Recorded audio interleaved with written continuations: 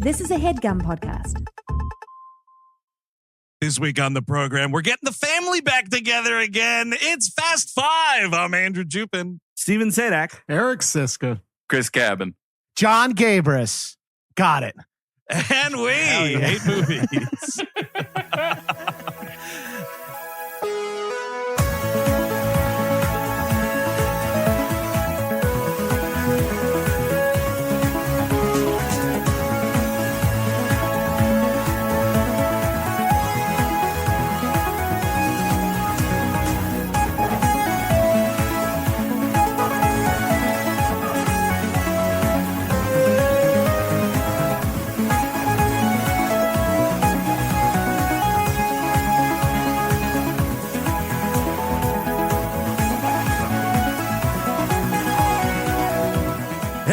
Welcome to the program. This week is going to be a fucking doozy, as you can tell already. We are talking Fast Five on the Summer Blockbuster Extravaganza from 2011, directed by Justin Lin. And we got Sir Jon Gabrus back with us. How you doing, man? Oh, it feels so good to be here. My fucking ego, it is gassed that you guys invited. I pictured the four of you going like, all right, we're covering Fast Five. And then like Eric's like, we're going to need someone who's good with circuits. And with those circuits means there's going to be walls. And we need someone who is loud and opinionated about movies. And you got them.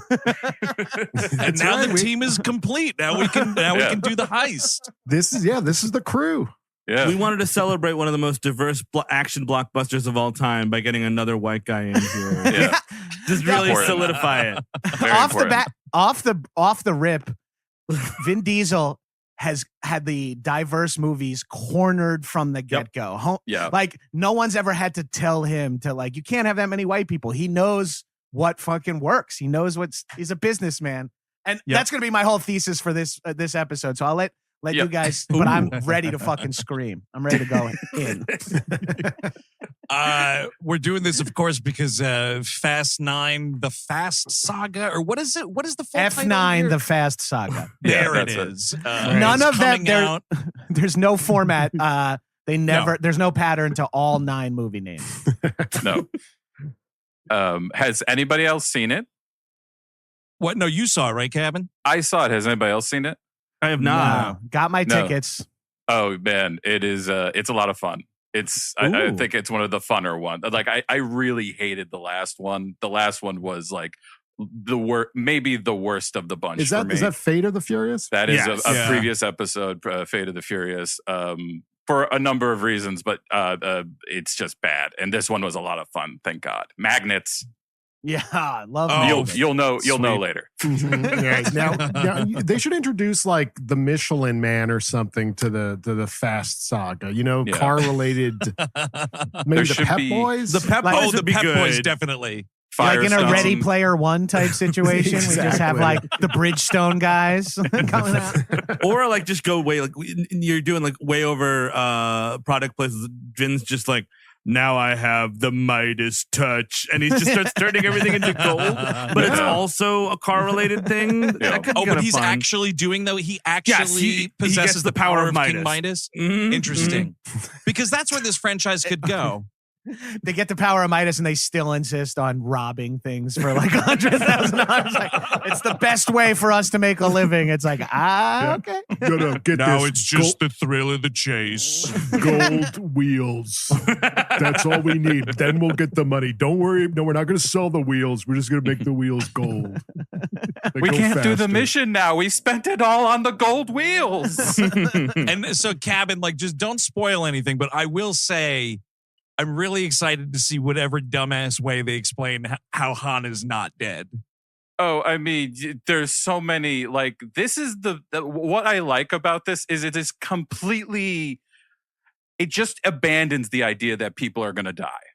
Like at every like I think that's the whole series. That's not just like that's wait, so are you saying Vince is coming back in Fast 9, Cabin? No, I'm not saying that. No. Series hero Vince. There are incidents in F9 where someone is clearly dead. Like no argument about it. Like could not happen. And then Not that exactly, but a lot of crushings. Sure. And then they like walk around the corner of the thing that was about to crush them and like. Yeah, it's like they've abandoned any like trying to explain how these are mortals. They just are like, fuck it. It's funny you say that because this is the first movie where Dom and Brian and company stop being afraid of anything. Yes. There is no fear. There is no stress. Like the whole opening train sequence is like 11 of the most dangerous things that's happened to any of these characters so far in the history that we know about them. And there's not even a moment where they're like, oh shit. They just, they know they got two of the most wooden actors in the business. And it's like, they don't need to react to anything. Let's just get them out there. So I think you're right, Chris, in that like eventually they have to start, well, if our characters aren't afraid to die, maybe it's because death isn't real in the Fast Saga world. And it's like, it's not so far. The characters... That's right. We recruited a new guy to the crew, St. Peter. He's going to send us right back down. You know what death is? Death is fucked vibes. And the Fast and Furious saga is all about positive vibes, good vibes. Family. And death is bad vibes. Yeah, stop ruining this fucking barbecue, Death. Get the hell out of here. Brush it off your shoulder. Who cares? You find out immediately that death doesn't exist in the Fast universe in this movie because this bus crash would be full of decapitations. Yeah. Everyone, the bus driver, Dom, anyone else anywhere near this thing, their head is popping off like a grape. I swear to absolutely. God. You're getting fucking bussed to jail for the rest of your life. The last thing you're thinking about is putting a seatbelt on. These dudes are flying through this bus like fucking rag dolls in a washing machine. And the fact that the news report is like, and amazingly, there were no fatalities. Kill the bus driver at least. Come on. Yeah. That's something that's new to modern action movies where we can't have our heroes like accidentally kill anybody because it's like people starting to do the math of like, wait a minute, wouldn't he have killed 20 prisoners who were just blah, blah. Yep. But like, I think it's in 6 or 7, the ones they all start to blend together after this one, but like they're like, and that base is now empty of all citizens and just full of terrorists. Yep. And you're like, what? So it's like, yeah, you're right. You're allowed to kill whoever you see. No stress about explosions. They do that at the end of this movie when they're fucking doing the bank thing. They're like, oh my God, all the corrupt cops are going after you now. So everybody you kill, it's good. It's fine. Even in Serpico's New York, there were a couple of good apples still hanging around. You know what I mean? Like some guys that were just still like just checking in, getting their pension and doing their best. Like somebody stole the fucking bank. We got to go get it. Like these good cops died that day. They're taking money, but it's from weed dealers, low level stuff. They're corrupt, but they're the good corrupt. Just because that one cop was like, "Hey, Serpico, you sucking that guy's dick or what?" doesn't mean that guy's a corrupt cop. He's just an asshole. He doesn't deserve to die. He's just a cop. The common question. I love that this movie, I mean, that whole bus scene, Steve, because we were talking about this on the text thread earlier, but like you didn't watch 4. That's the end of 4. It's the tail end of 4. And it just stops before you see what happens. Like all the cars drive up and they're all behind the wheel. And Vin Diesel's like, say it sounds like there's a couple other cars on this road. And that's the end of it. So I love that this movie is like previously on Fast and Furious. This means that this movie must be stressful for fucking Dom because he went straight from ampersand into this. This is relentless. He's on like 18 days of straight like traumatic stress. Like he's like 18 days in the fucking fires of life. And just like and he's no scars, no markings, no injuries, nothing. No limp, just no smile, no facial expressions, no light in his eyes, no.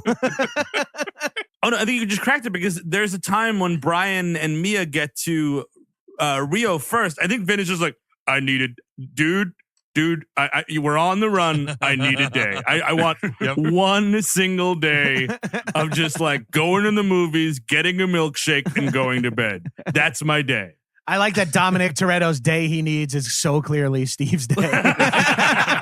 That's what relaxing You know, is. Dom, he wants to go to the movies and drink a milkshake and go to bed at 4. It's like, Steve. You know, Dom, he wants to lay naked in a huge hotel king-size bed masturbating to pay pornography. Dom definitely Dom's wants day. original copies of DC masterpieces. The first Superman to read just for the day. That's what Dom Toretto's like. He's exactly like that. Yeah, but you have to add in like a keg of Corona. Mhm. There's got to be. Dude, I will say this movie, so Fast Five, 2 landmark things for this motion picture. One, this is where the franchise like really explodes.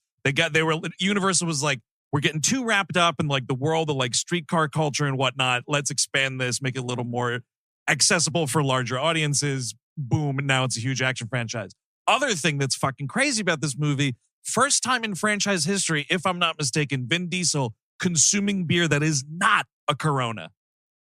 When they're in Rio. And the last time. Yep. No, seriously. So Corona comes back? Corona comes back. Yeah, The Corona, Delta variant? It comes pretty hard in 2019 from Wuhan.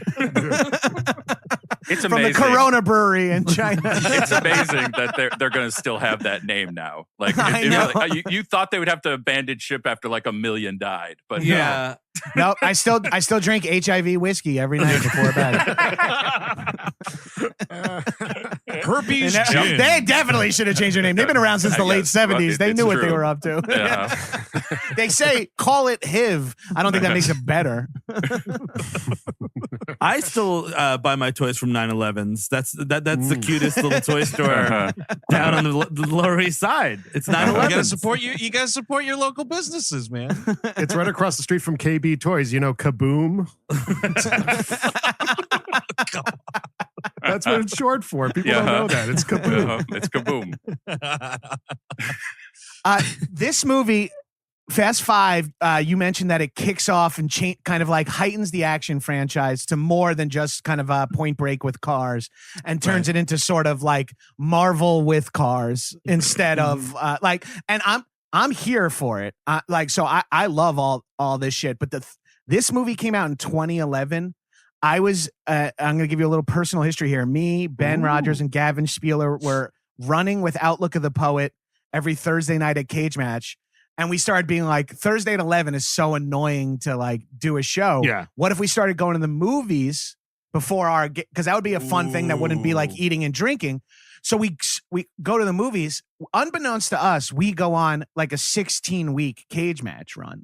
And we're like crushing it. And we're like, oh, I'm now seeing a movie every week. And this is in 2011. So 10 years ago, New York, not ideal to see movies, at least for me at that time. I just it wasn't a thing that was part of my life. And Fast Five in the theater, we walked out and I was like, was that insanely fun? And both guys were like, yes, that was super fun. And that changed my perspective. I think it changed movies in general, business-wise, but it also changed my brain. And I was like, I had so much fun in this movie. I will now see every movie in the theater for the rest of my life. And Fast Five was that movie for both the franchise and myself, where I was like, okay, this is the new vibe going forward. Movies are back. I can tell you other movies that came out in that run were like The Eagle with Channing Tatum. You're eventually like, just like, okay, I guess we'll see this movie that's out before we go. Channing Tatum with co-star Dennis O'Hare. And that's it, I think. Who's the good actor? Ben Foster, but he's not important in that movie. No. But yeah, he has such a small part. Yes. The movies were getting so bad, you're like getting ready to take the stage. Like, hey guys, should we throw it tonight? Yeah. Should we just throw it? Should we just watch 2 episodes of The Sopranos before each? Even money.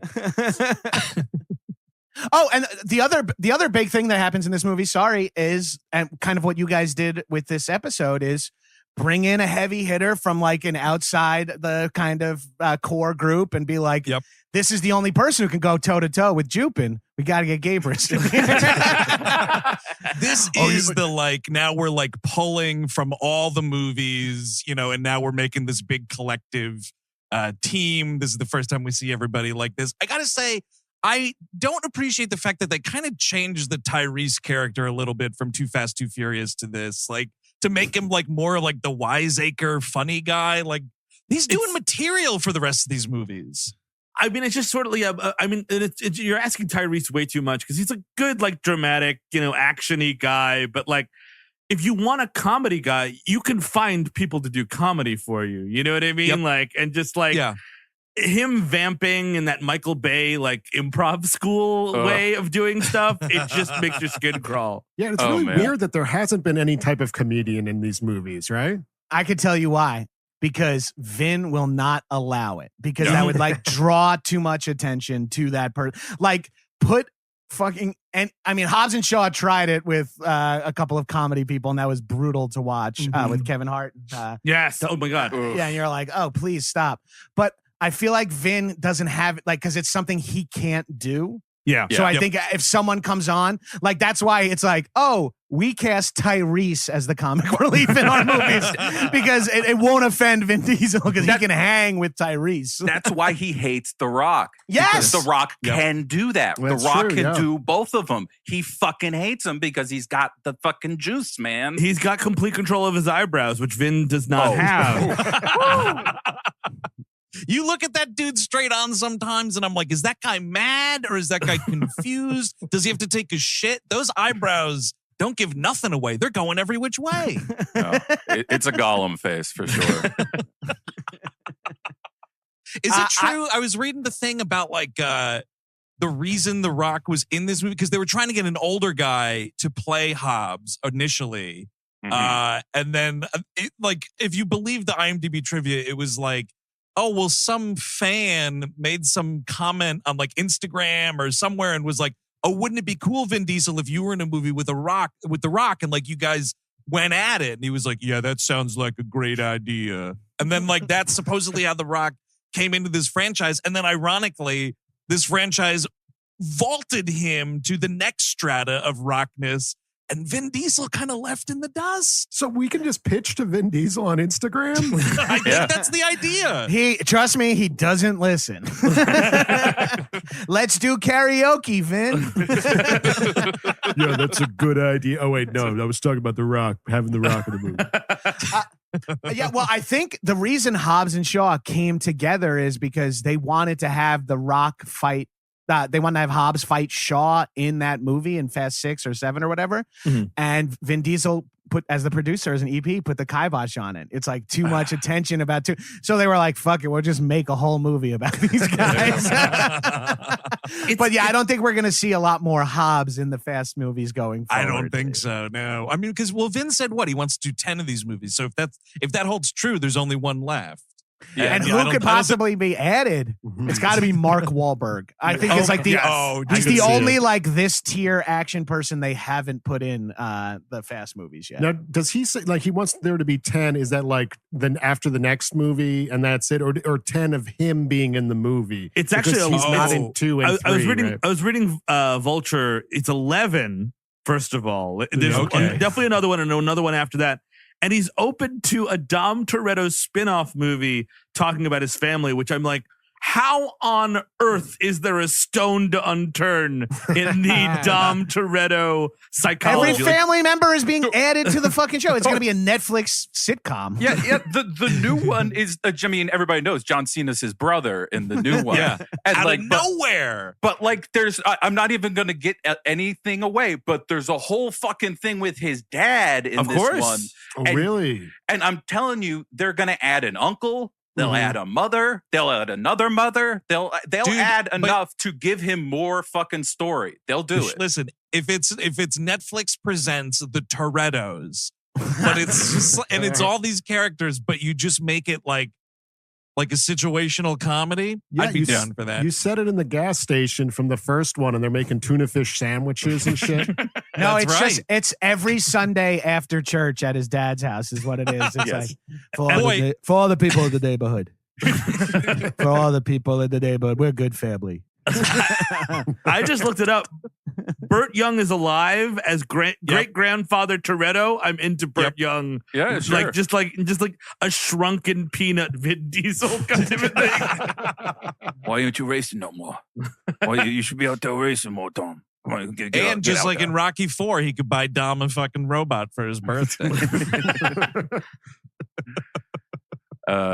shit. So the scene that like really kicked this, the thing that really the train scene is the thing I remembered most the first time coming out of this. Yeah. Them robbing the train. The And- favela foot race is the thing that stuck with me. It's truly that like really? Yep. just watching Vin Diesel sprint full speed and leap, that burned in my head from like having like also like foot chases aren't in movies that much anymore, I feel like, without going to full parkour. No, that's Yeah, true. this was Besides Mission Impossible, I guess, right? Yeah, but that's Tommy Yeah. C. He's got it. That dude loves to run. Loves it. Sorry, Chris, I jumped on you while you No, were no. talking about the train thing. Yeah. No, it's one of those things where this was not a series I was into, and this one, like, I still think it's very dumb, but it's enjoyable dumb, and I've really like the thing about this series is it's one of those things where I really did change my mind. I hated the first one the first time I saw it. Now I'm kind of indifferent, and like the second and third one I like now.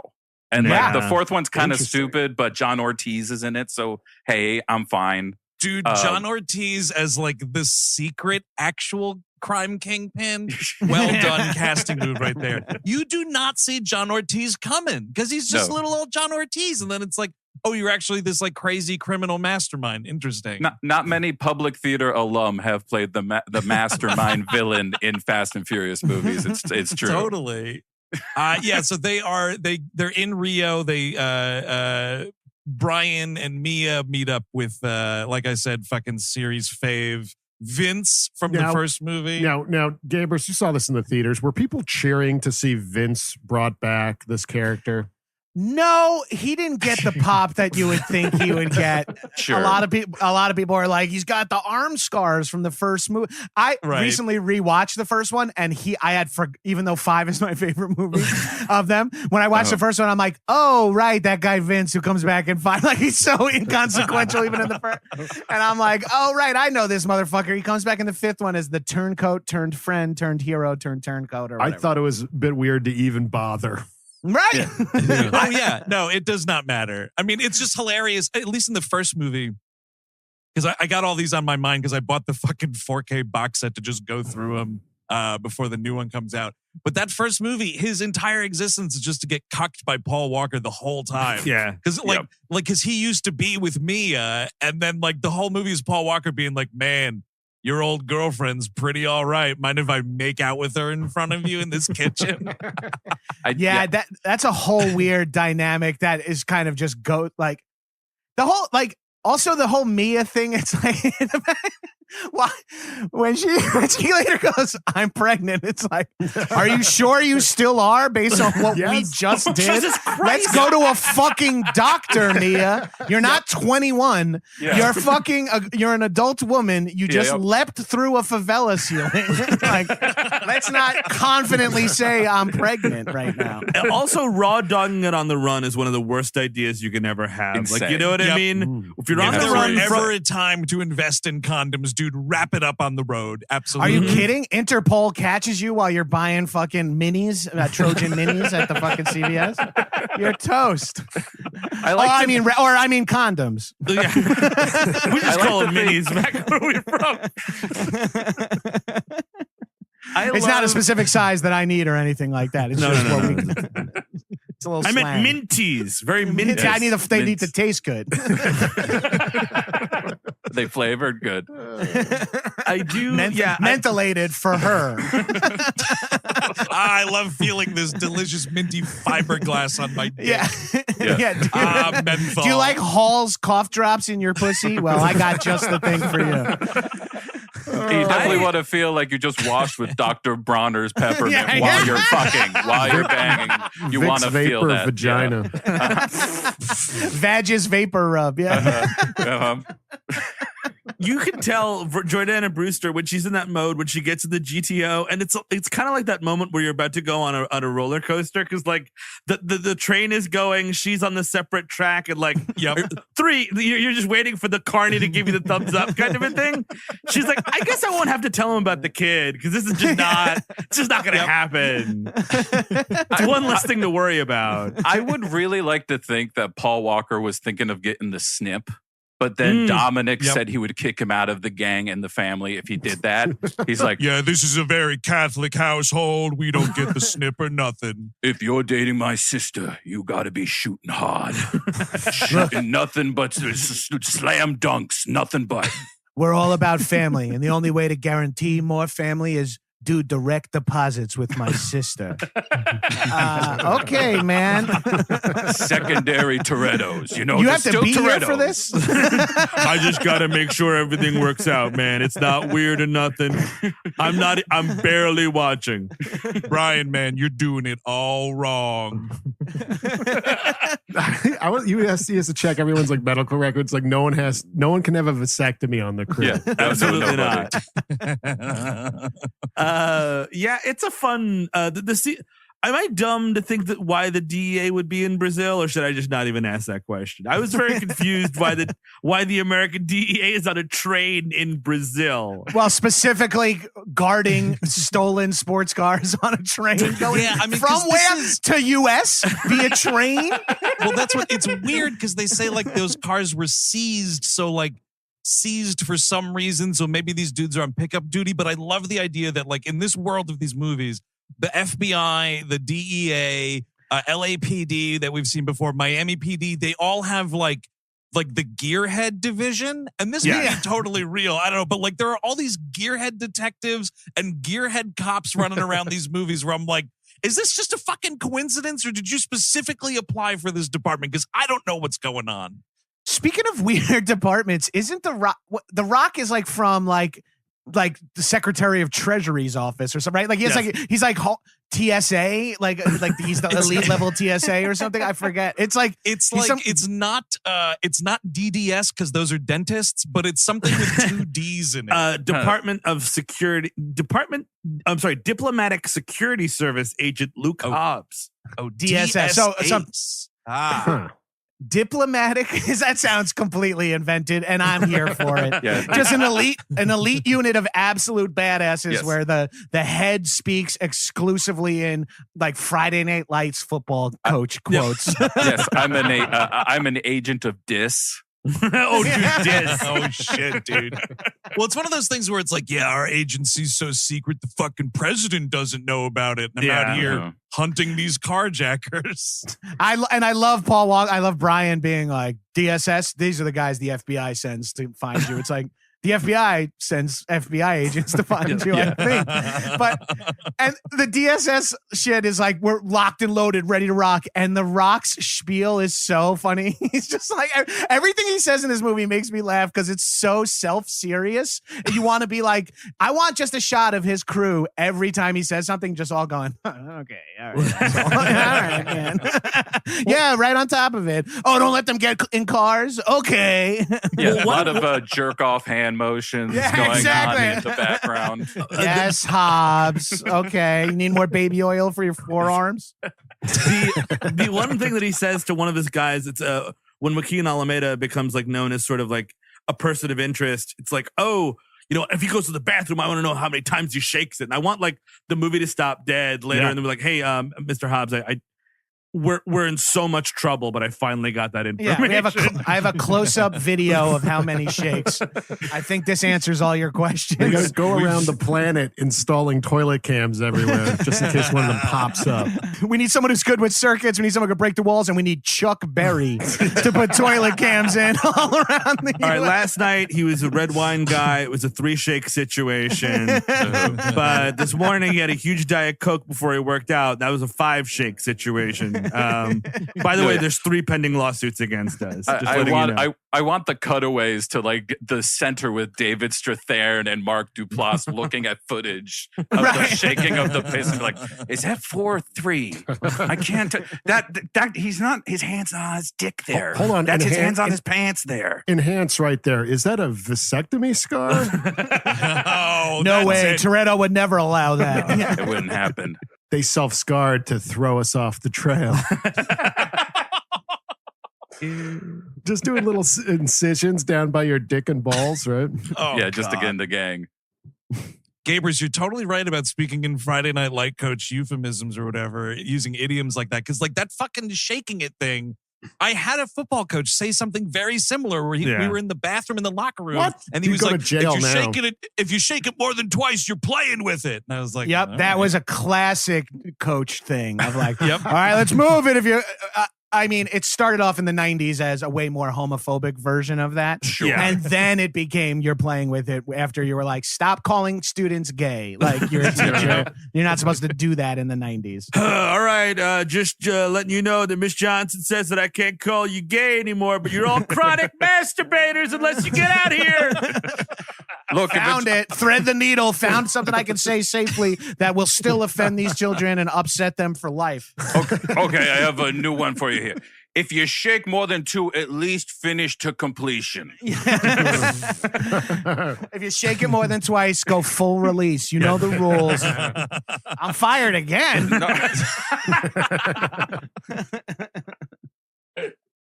So actually, though, in the fucking train scene too, it's like you realize the other thing that's different about this movie is we are indeed straight up murdering people left and right. We are just fucking taking lives like it's our job. Like there's one of these motherfuckers, like they're fighting on the train and everything, trying to get these cars off. Vin Diesel throws this dude like into the side of like a metal bridge. Yes, he does not survive that. No. And No.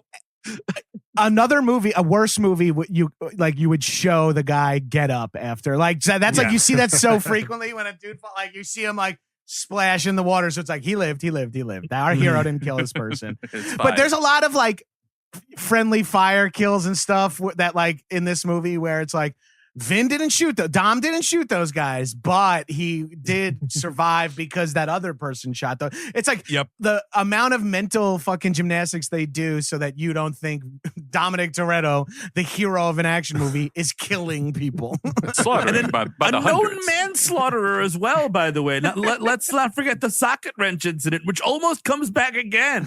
Yeah. It comes close. It comes close, doesn't it? Ooh. Chekhov's wrench in full effect. I like how that's too far. Like throwing a dude into a pylon of a speeding train, totally fine. Beating someone, I mean, it's different, but it's not that much different. No. No, If not at anything, all. it's more fair to beat someone in the face with a wrench because they have a better chance of stopping you than going 100 miles an hour out of a train. Yes. In the first movie, that's played to give Dom his like criminal background. Yeah. And then by the last movie, it's like it was actually an anti-abortion protester. Like, you know, like they've like dressed up who he killed in such a way. It's like, you know, he was actually defending a group of children from a pedophile and he beat that pedophile. And then that guy died on the drive home because he fell asleep at the wheel. You know, it's like, yes, okay, Toretto is fine. He's not, we don't care who he kills. It's a fucking cartoon movie. It's I like, accidentally hit him in the head. I didn't know he had a blood condition that made he was going to bleed out. Like, yeah, but Look, Okay. I just punched him, all right? I didn't put the glass table behind him. That wasn't me. okay, Lenny, you're still in big trouble. Okay. As soon as Curly finds out about this, you're fucked. Man, the cross he's wearing in this movie, I guess maybe is that a signifier for him to be a good guy? Because it looks like you could put Christ the Redeemer on it. It's huge, man. It's kind of weird because like he's always been wearing them in these movies, but this is the first movie It got where you bigger. see It had him. to. I mean, like you see him like really kind of talking about religion and shit because like he's praying over Vince's corpse at that one part. He tells the story about his dad, like Gabrus, you brought it up, like, every Sunday we did a barbecue for the neighborhood. What a pain in the ass that must have been. Oh, Just God. come over to my yard and eat my fucking food. Get out of here. We're going to pull a job. We're going to go to Walmart, get all the chicken meat they're throwing out in the dumpster and bring it back and cook a big barbecue for the neighborhood. We're going to go Joe Exotic shopping, as we like to call it. They're just throwing it away. I'm a dying tiger. I do love that if you don't go to church, you don't get any of this bad chicken, by the way. That's so he's like checking people in mass, I guess, kind of a thing, like eyeballing who's to the left or the right, just to see who's getting the corona at the end of the day. Oh, yeah. Well, maybe Good, they because you're saying grace. oh yeah. man. Whoa. Okay, that feels 80 yard in the moment, which is something that cannot happen. But it's like, what happened? I feel like he's being puppeted for that one line. He can't it seems so unnatural. Whoa, Holy shit, live ADR. They wind up like just in the water or something, and I think when she doesn't tell them they're pregnant yet, right? That's before. It's a while. It's a while. The favela run after they blast through that fucking tin roof. And because somehow are totally unscathed. Yeah, they find the computer chip that has all of Joaquim Almeida's cash houses on it, and they're like, "Oh, that's what he was hiding from us." And then the Rock bursts in, and it's a cool Jason Bourne kind of fight too, a little bit, right? We've definitely seen those movies in this movie. Oh, absolutely. Yeah. They've seen Jason Bourne movies, and they're also big kaiju fans. Because they fight Hobbs versus Toretto like it's Godzilla versus Mothra. They're like knocking the buildings are just in a one-room office or a car instead, but they are going through everything, swinging huge fucking shit at each other. It rules. And The Rock can fucking sell a fight. Vin Diesel can too. And Diesel does a great job in all the movies. But holy shit, does this look fucking great? I'll tell you where it gets a little dicey though, is like when they're in the one office, like they burst through the wall or whatever, and they're fighting in this office, and like the room has no light in it. And the light is only coming from the rest of the warehouse. So it's all dim in the shot. So it's just two fucking jacked, hulking, bald guys fighting each other. And you can't tell who is who. Holy shit. Yeah, it's like the Thing monster. There's just like arms and legs going in every direction. You're like, no body hair whatsoever, but a lot of limbs. No, I mean, The Rock does really sell it. I appreciate that we are allowed to believe that Hobbs wouldn't take him apart at the hinges. Yeah, like, exactly. I'm just like, okay, fine, sure.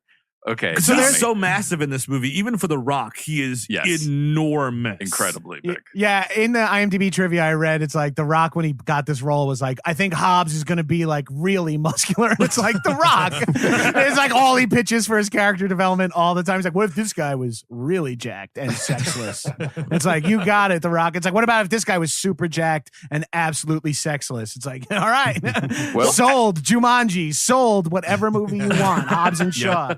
Well, what I'm going to do is I'm going to dom.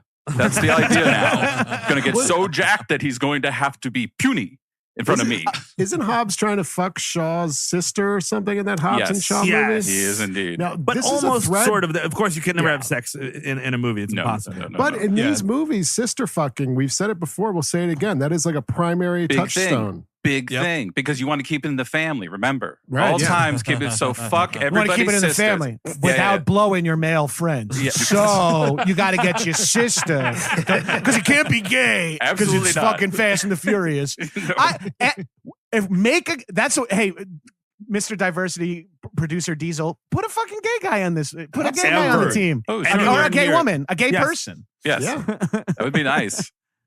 I don't think that happens in 9. I don't. That would be great if that was what it was. John Cena, but like he was like, yeah, when I came out, the whole family shunned me, and now I'm gonna nuke them from orbit as a super assassin. That would be fucking awesome.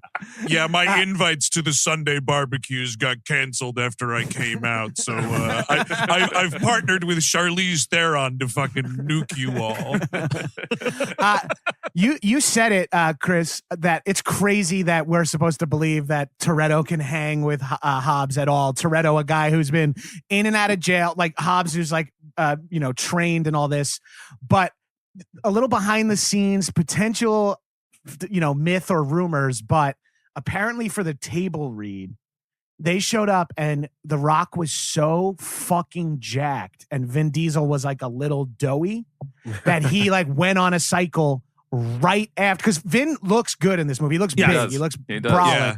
And it's because he fucking did hard. And that's why he's got a little forehead issue in this movie too. He's got like a little growing skull because he must have fucking juiced his head off to hang with The Rock. Because I remember even at the time a Men's Health article coming out where Vin Diesel's talking about he's like, well, Dominic Toretto is not a guy who's doing abs and cardio all the time. You know, he might lift the weights and carry a few engines around or whatever, but he's drinking Coronas every night. So it's like, oh, you have a blanket excuse to sort of just be like, that's the reason I only do arms. It's like, that and the pork ribs, character. dude. The weekly barbecue, the pork ribs, man. That'll kill you. But that gets old. But yeah, I think that's probably what was the beginning of the end of Vin Diesel and Dwayne Johnson's friendship. It's like he probably looked at a picture of Dwayne Johnson's like, all right, I got it. You know what I mean? And then like he came up and he's literally the Hulk, and it's like, okay, fuck this guy. He's literally dancing me off the screen, kind of a thing. And didn't they have like? Isn't this also the start of like their much talked about like? We have to be hit in the face equal amounts of times. Yes. We have to like lose fights. Like there's like status to how the choreography can go because neither one of them can like win too much or lose too much. That's just the lamest thing I've ever heard. I hate it's so that. stupid. Wasn't that You're in in a the movie. contract? It's a movie. Yes, exactly. Whatever the script is the script. Yeah. But it was in the contract because like these guys are locked in for like 8 movies. Like they're like, oh, you can't make me a bitch down the road. That would fucking all these guys like, how do you not understand how acting works? It's okay to like lose. I understand putting in your contract you can't kill my character so that I could work in 4 more movies. Like that's fair. But like lose. That's what's wrong with all these movies is that nobody loses. It's always a draw. Like, Everything's a draw. Well, like it'd be funny if they just went into like a freewheeling fight between the two of them. If you just keep the cameras rolling, you've got They Live beat. You can do the longest fucking battle that ever happened. That's what this franchise fucking needs, Chris. Is we need a They Live fight where it's just 2 of these characters, Toretto and whoever, fucking a total slobber knocker for like 8 minutes, and they're like actually tired on camera. Like no one takes a break in these fights. I need these 2 guys to like lean against a dumpster and be like, just a minute. I gotta some need sweat. Some sweat. Come on. The Kimbo slice, like put your fucking head down for a moment, then before you turn around, start swinging like a lunatic. But not only can anyone not lose, no one can remain a villain if they're popular. Like if someone pops off the screen, by the end of the movie, they've got to be with the gang. And it's like, no. It's cool to have people on both sides that are compelling and interesting to look at, as opposed to everyone that's cool and you're sort of rooting for is on one side. You know the what I mean? villains are part of the movie, and they're watching the heroes do everything, and they get so much respect for them. Watching, they just are inspired. Yes, exactly. The energy of the Toretto family has inspired me to join your side. Yes. I know I'm like an elite level British villain, but I'm on your team now, babe. Oh, because I've retconned that the person I was a villain to was actually the, it's like exactly. yes, we know Statham is okay. We can't just have people change. No, it's got to be uncancelable Jason Statham, former crime lord turned hero. Thank you, Shaw. And and even in the same movie for The Rock at the end to be like, I'm riding with you, Toretto. It's like, no, he just tried to bash your brains in 13 seconds ago. Like, but he saved cool him that one time. He saved him that one time from being killed in the street, dude. That's all it takes. And the most dynamic thing in the movie is The Rock v. Vin Diesel. And that should be the end of the movie where he the Vin Diesel gets away and The Rock shakes his fist. And that's the end of the movie. You know what I mean? Oh, for fucking sure. But this movie, this movie kicks this pattern off too, and it'll be the consecutive running pattern. Like I wouldn't be surprised, and no spoilers, Cabin, but I wouldn't be surprised if fucking John Cena's on the good team in 10. They bring someone in, build them up. I mean, Ramsey, like every character, and now they're just like, it's like fucking a role-playing game. It's like Final Fantasy 3. You just end up, you're like, I have 61 main characters. I guess I'll just use fucking Setzer and Gal or whatever. It's like at this point, you're Justin Lin. You're like, okay, Fast 10. We have 61 main characters. 11 of them can't be hurt on camera. 5 of them can't read. 5 of them can't do it's like, dude, the needles. Lin is a fucking. Let's talk about him for a second. You fucking shot the shit out of this movie. Oh, Super yeah. fun. It looks good. Yeah. It looks good. And I'll say this too. You can follow all of the action. Aside from that hilarious, dimly lit office where you can't tell Vin Diesel from The Rock because it's 2 bald dudes. Everything else, you can fucking watch it. That favela chase, like, You give that to somebody else, the editing is way too fast. It's all over the place. If it was like Michael Bay did a fucking favela chase in Bad Boys 2, and you can't follow it for shit. Yeah, the action in this one it's compelling. Like even the train thing, how stuff is just happening, and you can follow it all with your eye. I actually don't like the action in the first 4. No, it's okay, I guess, but it's a little too much car. Yeah, and then they got caught up in like the gear shift, pedometer, foot, nos. You know, like they got caught up in the sort of Requiem for a Dream heroin trip editing of like, these are the 6 steps to a car. You know, they show the wheel spin, show the engine light up. Like this movie is just like, zoom out, we'll show you the fucking action. We'll show you a car crash into a train and shit. Yeah. And in the fourth one, it's like so much of it's in like the tunnels and stuff. And it's like, okay, this is just CGI or maybe a soundstage once or twice. Right. But yeah, I mean, no, the action is definitely stepped up here. And I think that's kind of the problem too, is like, then the movie decides to be a heist movie, which is a good idea, but then they want to do 2 movies literally at once. Like, it's like, we're going to have all the beats of an action movie and then all the beats of a heist movie. And that's why this movie is like so bloated, because the whole team shows up and we have to set the team up. We've got to do a ton of reconnaissance. That adds up to the reconnaissance. The reconnaissance means nothing. The shit with Ludacris and that goddamn remote control car with the camera on it in that fucking bank means nothing, because like the end of the movie, they're like, wow, they just drive through the wall. Well, it's like if Ocean's 11 happened, the first hour and 40 minutes are exactly the same, but instead Matt Damon's like, I got a better idea. And he hits Andy Garcia with a brick, and then he takes the money. Like that's, they don't do anything. Like, at the end of heist movies, they always change the plan, but like to make it so blunt and totally disregarding, like they practice that turn 1,000 times and then they don't have to do it. It drives me crazy. You're right. It's you know what they practice 0 times? 2 cars dragging a safe. That's what's crazy, is they practice that drive, the fucking fake course so much. And it's like, I think I'm comfortable in us driving from Brazil all the way to Florida with dragging a state. It's like, what? This can't fucking, you didn't try this once before, but they're very good at it. They can use it as a weapon. It is insane the way Vin Diesel is whipping the wheel, and this fucking huge safe is taking out these cops left and right. Oh, excuse me. Corrupt cops left. Yes, thank you. The safe is doing whatever he needs it to do.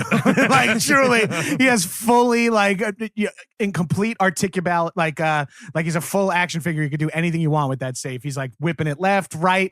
They slam on the brakes and a corrupt cop smashes into it. You're like, how did that happen? How did that thing stop? If you slammed on the brakes, it would shoot past you guys and rip your rear bumpers They off. turned it into a mace, which is really cool, but absolutely insane. Yeah, I can't believe this movie didn't feature Vin Diesel grabbing the chain by yes, at one point and whipping it into the sea like Hercules style or some shit.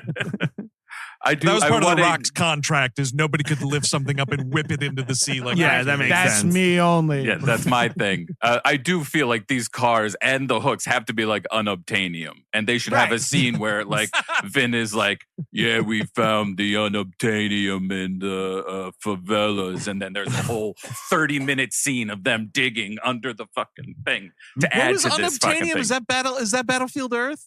I think no, it's Avatar. Avatar. Avatar. Yes, that's right. There it is.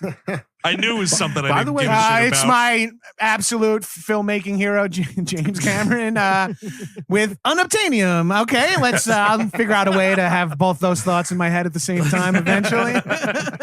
Let's skate right by that like Vin Diesel dragging a safe. The stealing of the safe is actually, I don't think we mentioned it, but on the when we covered all the Pirates of the Caribbean movies, the last one of those pretty much just rips this off. Yes. Oh, absolutely. yeah, you're right. He's dragging the safe through the city or whatever. And I thought they did it first at first, and then I looked it up and I was like, holy shit, this movie we're talking about is 10 years old, which is crazy. That was the most interesting scene in that Pirates of the Caribbean movies. That makes sense. Yep. And by the way, they're doing a Get the Gang Back Together. This is, I think, one of the first times they do the full call of like all the movies.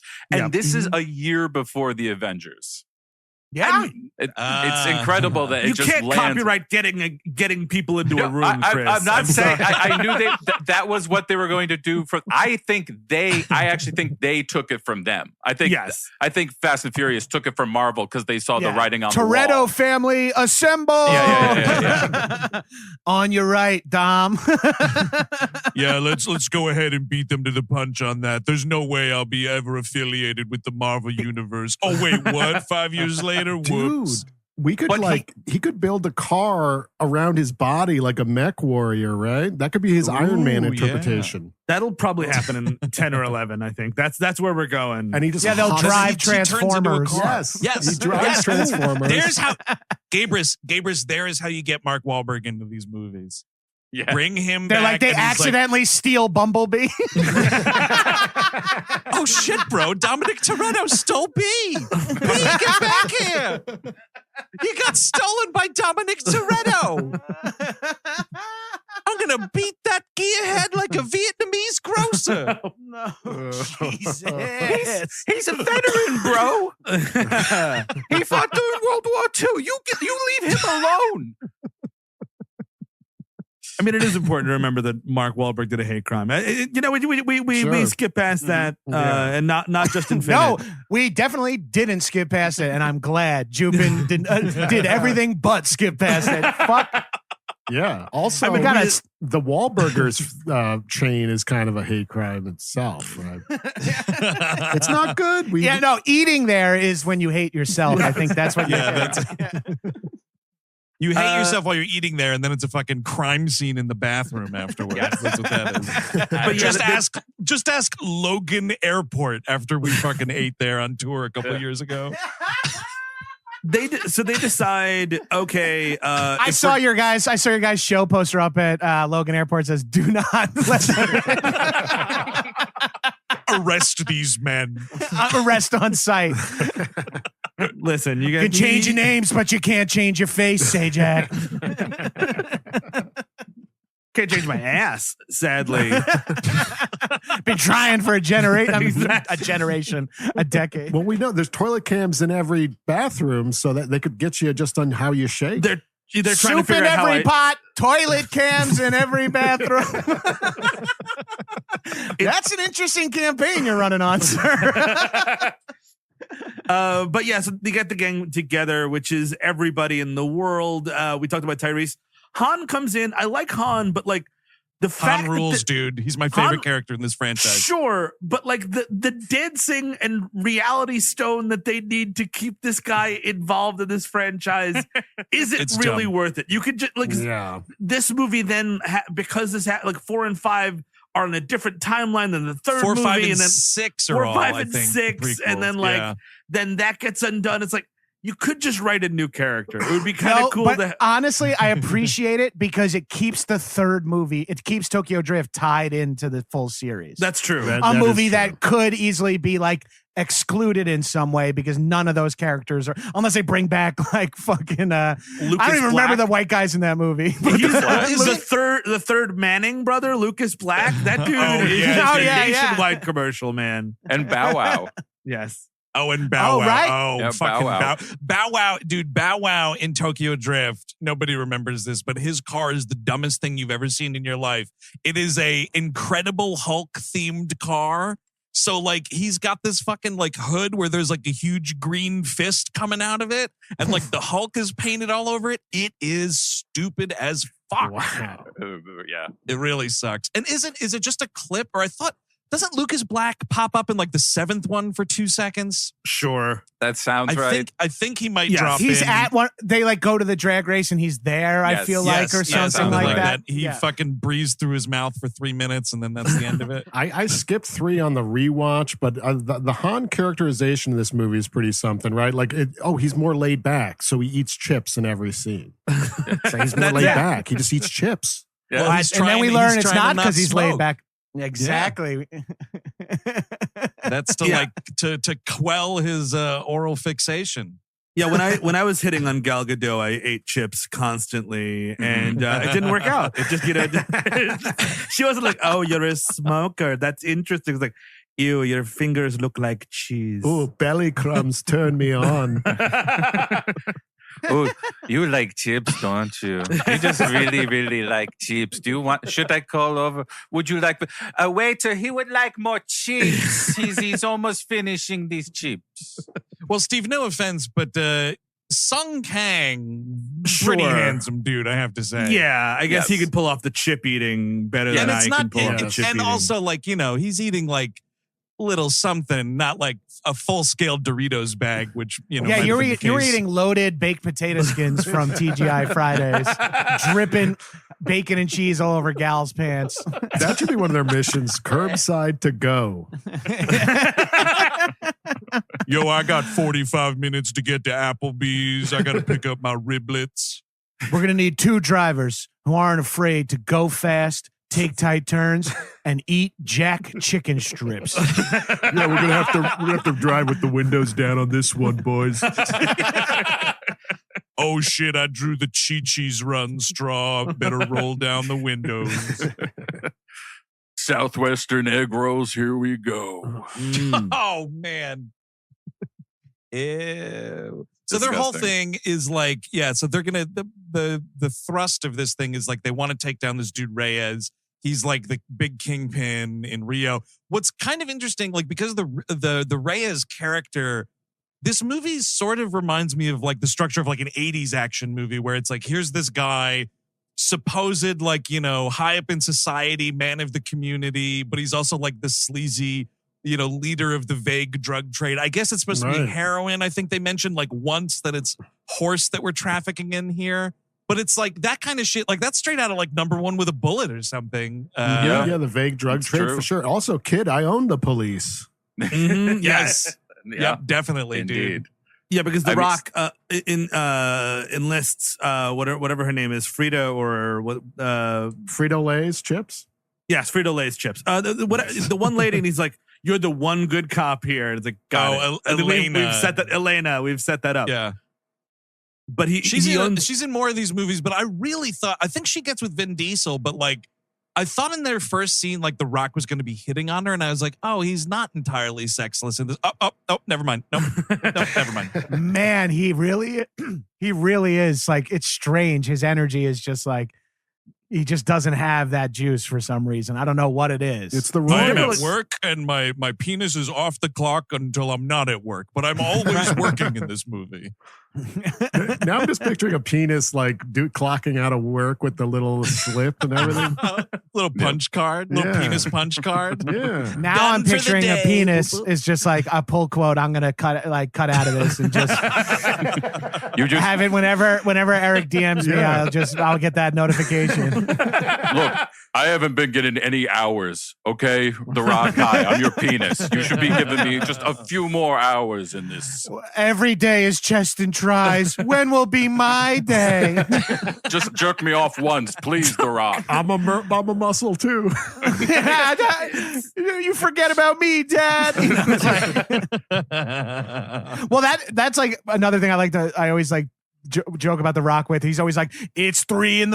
and I'm lifting weights before I fly to Seoul to open up blah blah blah, and it's like, where's your family? Like, what are you? You're up at 3 a.m. and like you're all over the world working almost every single day that you're awake, like alive. It's insane, dude. The Yeah. shit, like, because I follow that dude on IG also, and it's like Same. he is always somewhere doing something. And you're right, it's like the only time, because there's only 24 hours in a day, my followers, the only time I can get my 4-hour exercise regimen in is to start it at 3 o'clock in the morning. So here I am. It's me and and Dave, my social media manager. Say hi, Dave. Are you fucking tired? Dave, who's chained to his fucking ankle at all hours. It's fucking crazy. And then he's like, well, I'm done working out for 6 hours. I have to fly to Mexico because I'm going on this fucking agave farm where We're opening up a Skyline themed restaurant there. It's going to be really tight. All right. Then I'm off to Belgium where we're going to open up I'm running out of The Rock movies that aren't that good. I mean, really, A skyscraper. Yeah. When do you- Skyscrapers, what I meant, not Skyline. Thank you. God damn it. Let's take that again, just like the intro.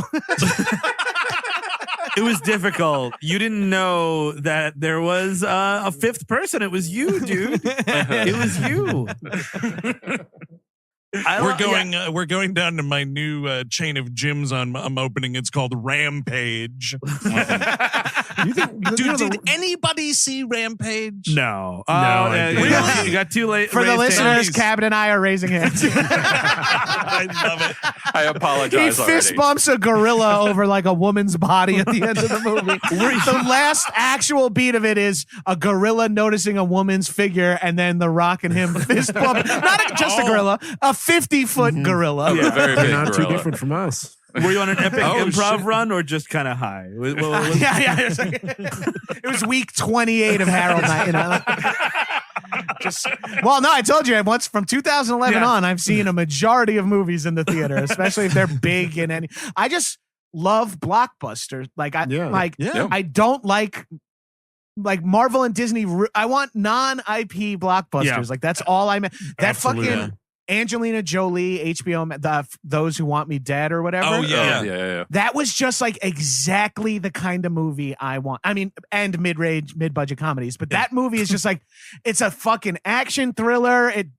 Everyone in it is great. Bernthal is in it for 20 minutes. Really good. Dominates. Like, it's all huge celebrities. You give a shit. It was just such a fun movie. I'm like, this is what blockbusters need to be again every once in a while. It's very 90s. It feels like a very shit. mid-tier old type. Like, and the thing I like about this movie is they do the villain. It's Joaquim de Almeida. He's the guy who was the villain in Clear and Present Danger. Yes, and he's also Get out of here. Yeah, Reyes Really? is played by him. Yeah. yeah, and he's also the villain who plays Bucho and Desperado. For anybody Desperado heads. Oh, No. Look at Good that. guy. So now you got me thinking like mid-90s action movie with like vague firefighting things going on. That's a fucking what was that? Howie Long Firestorm. Yeah. Firestorm. Yes. Where he throws the axe. I remember specifically him throwing the axe from the trailer. That's all I remember. I think that's This is what's wrong with my brain. Yeah, like I can't remember my fucking stories about my dad. Like I don't remember my childhood. All my childhood stories are like I saw T2 in the theater. You know, it's like everything's about fucking action movies. My brain is so broken. Well, you're right at home here, buddy. I know that's why I feel so comfortable with you freaks. I also saw T2 in the theater, and I don't remember my father. Rewatching Terminator, just an aside, a joke I can't stop. Terminator 1 is a movie where an entire plot point is that let's hope this chick lets me raw dog her while I'm there. That's a great Let's hope she point. fucks this dusty vagrant from the future. Like if it didn't go off as planned, like I guess he'd have to put in more work. There'd be no Terminator. He Yeah. would never show up somehow. That had to be the smelliest fucking dong. Ugh. I mean, because he's just a disgusting future person, you know. And he was running around that whole time. Like, Also, And it doesn't happen right after the teleportation. This is like, a Talk few about days into his performing adventure. performing under pressure, man. It's you will not exist unless you get this going, dude. Yeah, I have to fuck in order for my boss to exist. Dominic Toretto standing over them. Make family. Okay. He beams it onto them. He holds up his giant cross like a fucking cast holy spell in D&D. It's like one of the guys in the "See You at the Crossroads" video, like he posed up on the fucking in white is fucking Dominic Toretto saying, fucking, like Chubbs at the end of Happy Gilmore. just tell John, Vin Diesel also having his arm around an alligator and they're waving. you must make John Connor. Now fuck. Now fuck. Kyle Reese, you're doing it wrong, Kyle Reese. There's a lot of pressure, you know. Well, the way these movies add in all these beefcakes, Terminator franchise, just add more beefcakes. Get like 4 or 5 Terminators played by big dudes. That'd be nice. Who cares? Vin Diesel. Because I guess Robert Patrick broke the mold. They're like, oh, anyone could be a Terminator. But yeah, it's kind of cool when they're huge hulking maniacs, though, right? Like, Yeah, you know what I mean? There's Like, something fun when people are it's not sneaky, and that people Yes. are just scared of them because of who they like. Just like I like that Arnold in T1 is just instills fear in people. Yes. Like, you know, like Mackenzie, whatever her name is, she's great as the Davis. Terminator, but it's like it's all about like what they're capable of doing. Yes. Like I'd rather it be like, on paper, this guy seems crazy, and then the cocky guy burns a cigar on his chest and learns otherwise. Cynthia Rothrock comes down from fucking the past and starts tearing shit From up. the past. That would be rad. From the past. From That's like, 1986, I guess would be. That's the announcement. Coming in from the past. Like by the wrestling announcer. Look, we got Cynthia Rothrock in the rafters. That's Cynthia Rothrock's music. My God. It's Legend of the Scorpion Queen herself. I feel like she had a movie something Scorpion. Very I close can't to it. remember. I'm almost positive. Sounds Something right. like that. Yeah, there was like There's there's Tiger like Claws. Yep. Oh yeah, that. Oh, China yeah. O'Brien. All right, the well, Tiger Claw 1, 2, and 3. I think she's in all of those. one of my favorite moments in Fast Five, which is a movie. Oh, sure. Is when Vin Diesel, they get the gang together, they have their plan, and they're like, we want to make Reyes scared. So they rob his first cash house. And Vin Diesel's like, yeah, I actually just watched this pretty cool movie called The Dark Knight. I'm gonna light this. Yes, exactly. I'm gonna light all this money on fire. Actually, it's gonna be pretty badass. They eventually need to steal cars to have them for the mission. They might have been able to buy them with this $1 million if they don't set it on fire. And I think it still pisses Reyes off. Yeah, the money is gone either way, but then you have it. Do they buy a safe or something to practice on? Where does this come from? Did they? I mean, Dude. yeah. A few pieces of information are dropped in this movie that I didn't catch previously. So here are 3 things I picked up on in this movie that I never picked up on previously. That The Rock's character arc is supposed to be, I'm all about doing my job, and then realizes that like people have personalities and wants and desires, whatever. And I never placed that because it didn't matter. But in this movie, he's like, I don't care who they are. Their names on a piece of paper. I'm going to fucking kill them or whatever. It's like, okay. Then we also learned that Tej had a history and he knows way too much about safes from before Fast 2, like before Too Fast, Too Furious. So when he was 14 or whatever, he was in like high level bank robbery, which is good because they need to set that up to go forward. But then later on, when Han is like, and where'd you get this safe? He's like, some of us. And he says, we had lives before you too. And like points to Roman. And it's like, so Roman has known Brian since juvie, and Han and Roman have previously been involved in some other high level crime shit, and then never mention each other until they. And then in this movie, after they do all the summoning, everyone is so casually just meeting in that space where they're like, people who haven't seen each other forever, people who are curious what they're brought together for, and then when Brian and them walk out. The reaction is entirely too casual. Like I cried in pandemic when I hugged the hostess of a restaurant I like in my neighborhood. Post-pandemic, this is a group of people who are coming together as a family, and they haven't seen each other forever. And it's like, oh, look, hey, how's it going? Hi, this is so and so. Hey, it's like, guys, this is huge. This is enormous. And that's because no one is scared, angry, or sad ever in a Fast movie. No one has emotions. You don't oversell anything. Cool as a cucumber the whole time. They walk out in that warehouse and meet each other with the staged nonchalance of that fucking Friends reunion. Where they're just like, they come into the set and it's like, how's it going? I know I saw you 10 minutes ago, but now how's it going? But like you're totally right. Like a hug of some kind. It's all like, oh, it's either like totally nothing or, oh, this fucking piece of shit. Because it's dudes, because we're dudes. We don't say like, I love you and I miss you. We're family, but not like, like lovey. The most we could do is get an erection for Gal Gadot, but hey, look at that. You know what I mean? As opposed to being like, funny you call her Gal Gadot. She's not named in this movie.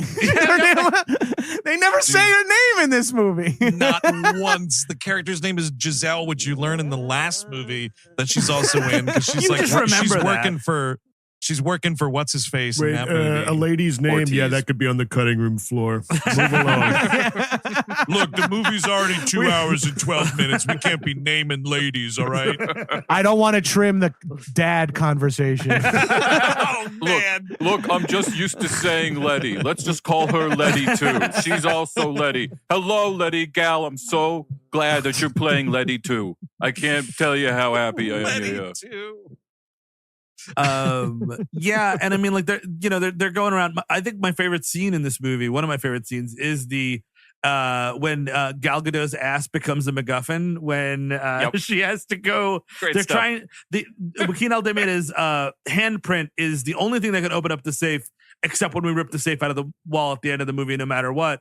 So she has to. They have to go to a club. She's like, I know how I'm going to get his handprint, and I'm going. I know that this guy is going to grab my ass no matter what. That has to happen. Mm-hmm. We're in Brazil. It's my ass. He's a criminal. Like I think we're lined up where we need to be lined up. I mean, it was a pretty safe bet, Steve. We're not talking like it was 1,000,000 to 1 shot here. I don't know. It's a safe gamble. But the fact that it's not used, and it's like we flew this woman to South America to be groped for no reason. She got 11 mil to get groped. Well, that's true too. Like I would be like, so we're ripping the safe out of the wall. So why did that crack grab my ass? Part of me again. Do they But crack it at I the will end? say, I will say. They I do- mean, not, They got to open it in the. You're right. At the You're Yeah, very, they do very open end, I it. think. Yeah. Yeah. So it thankfully comes into play. I mean, Well, that's We could've because Yeah, they figured go out in and another way in the writer's Roman room. still has her bathing suit on his bathing suit on his head. Roman, take that off. We need that to open the safe, you crazy bastard. I'm the comic relief. Well, the best hacker in the world that is there. They could probably weird science another one of these Yeah, ladies. Tej could do that shit. Yeah, absolutely. well, Like, yeah, because Tej, ahead, unlike Steve. like Tej, was Ludacris grew up in the Atlanta rap scene. Tej grew up in the Atlanta safe cracking scene. It's similar. It's very similar paths. He's got safes in different area codes. Yeah. By the way, my favorite part of this movie is when they stage this gigantic shit explosion in the bathroom Yes. Yeah. in order to tap into the security cams. Yeah. this is a real Ocean's movie Yes. moment. I feel like, yeah, they have to figure out like something we need to get into the security camera feed.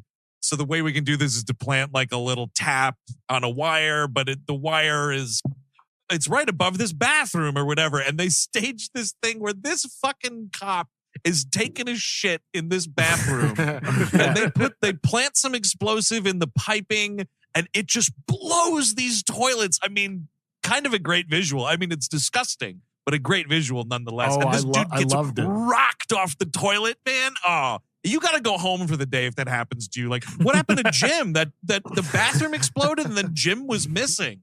Yeah, I had to go home. I had shit all over my body. Yeah, I wasn't hurt at all. This guy would have a prolapsed rectum out of his mouth. And in a feat never seen before, the mouth, the pink sock tongue. Yeah. Jim, stop sticking your tongue out at me. It's not my tongue. Send me home. Push it in, please. Use something clean. I'm already dead. Please don't kill me. Shoot me. Like the Thing. It's just like blow him with a fucking blowtorch. Fucking flamethrower. Oh, yeah. Get in here. He's got a pink sock coming out of his mouth. McCready. It's a bathroom problem. I think that noise. Flamethrower is perfect for the bathroom. Yes. Yeah. Oh, yeah. That's what you need. Somebody need to light a match. It'd be awesome. But these two I do like guys- how much shit is on the walls when Yes. they Oh, break oh in. my They're God. like, when they get in there, it's like, woo! I'm like, this is cartoonish. This is like the movie Seven. And I guess it's we like should Train mention- Spotting. We Yeah. should mention that the safe is in the police station now. That's why we're talking right. about Yes. I don't know if we Yeah. mentioned. People, you picked up on it. You watched the movie. This was the biggest movie ever made. because their whole plan is like, all right, if we like, I guess burn his one pile of money, they're going to go to all the other drop sites, pick up all the money and consolidate it to one place. And it's like, because apparently everybody in the police department in Rio is corrupt. It's like, yeah, right this way, sir, Mr. Reyes, put all your millions and millions of dollars in our fucking police station.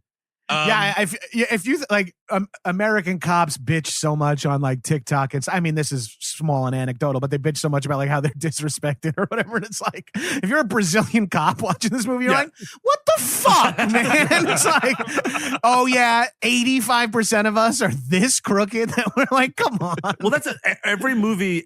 You go out of America, every cop is totally crooked. Oh yeah. Which like do the math either way. Like either you know what I mean. Like either we're totally off base and racist, which we probably are, or it's possible that all cops are crooked. Yeah, no it matter might not where. be the Brazilian part of the Brazilian cops. It might be the cop part of Brazilian cops. That's the crooked part. Exactly. The two dudes that pull this explosive gag are two leftovers from the last movie. And it's like, this is a prime example of like, your cast is too fucking big. Just get someone else to do this. They will eventually. They'll eventually lose these. Like, just get these guys arrested so that they're not in the movies anymore, but not kill them.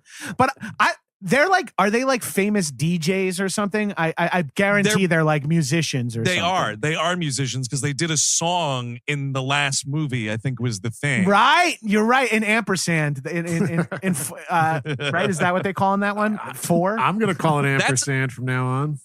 You're the I think first it's the person only I've one heard with the referred to as that. Now I gotta give it up to Griffey Nooms for that, because he's the one who called it that, and I've learned. And if I trust him, all things movies and specifically Fast and Furious movies. Vin Diesel stuff in general. Yeah, I trust him on all things Diesel.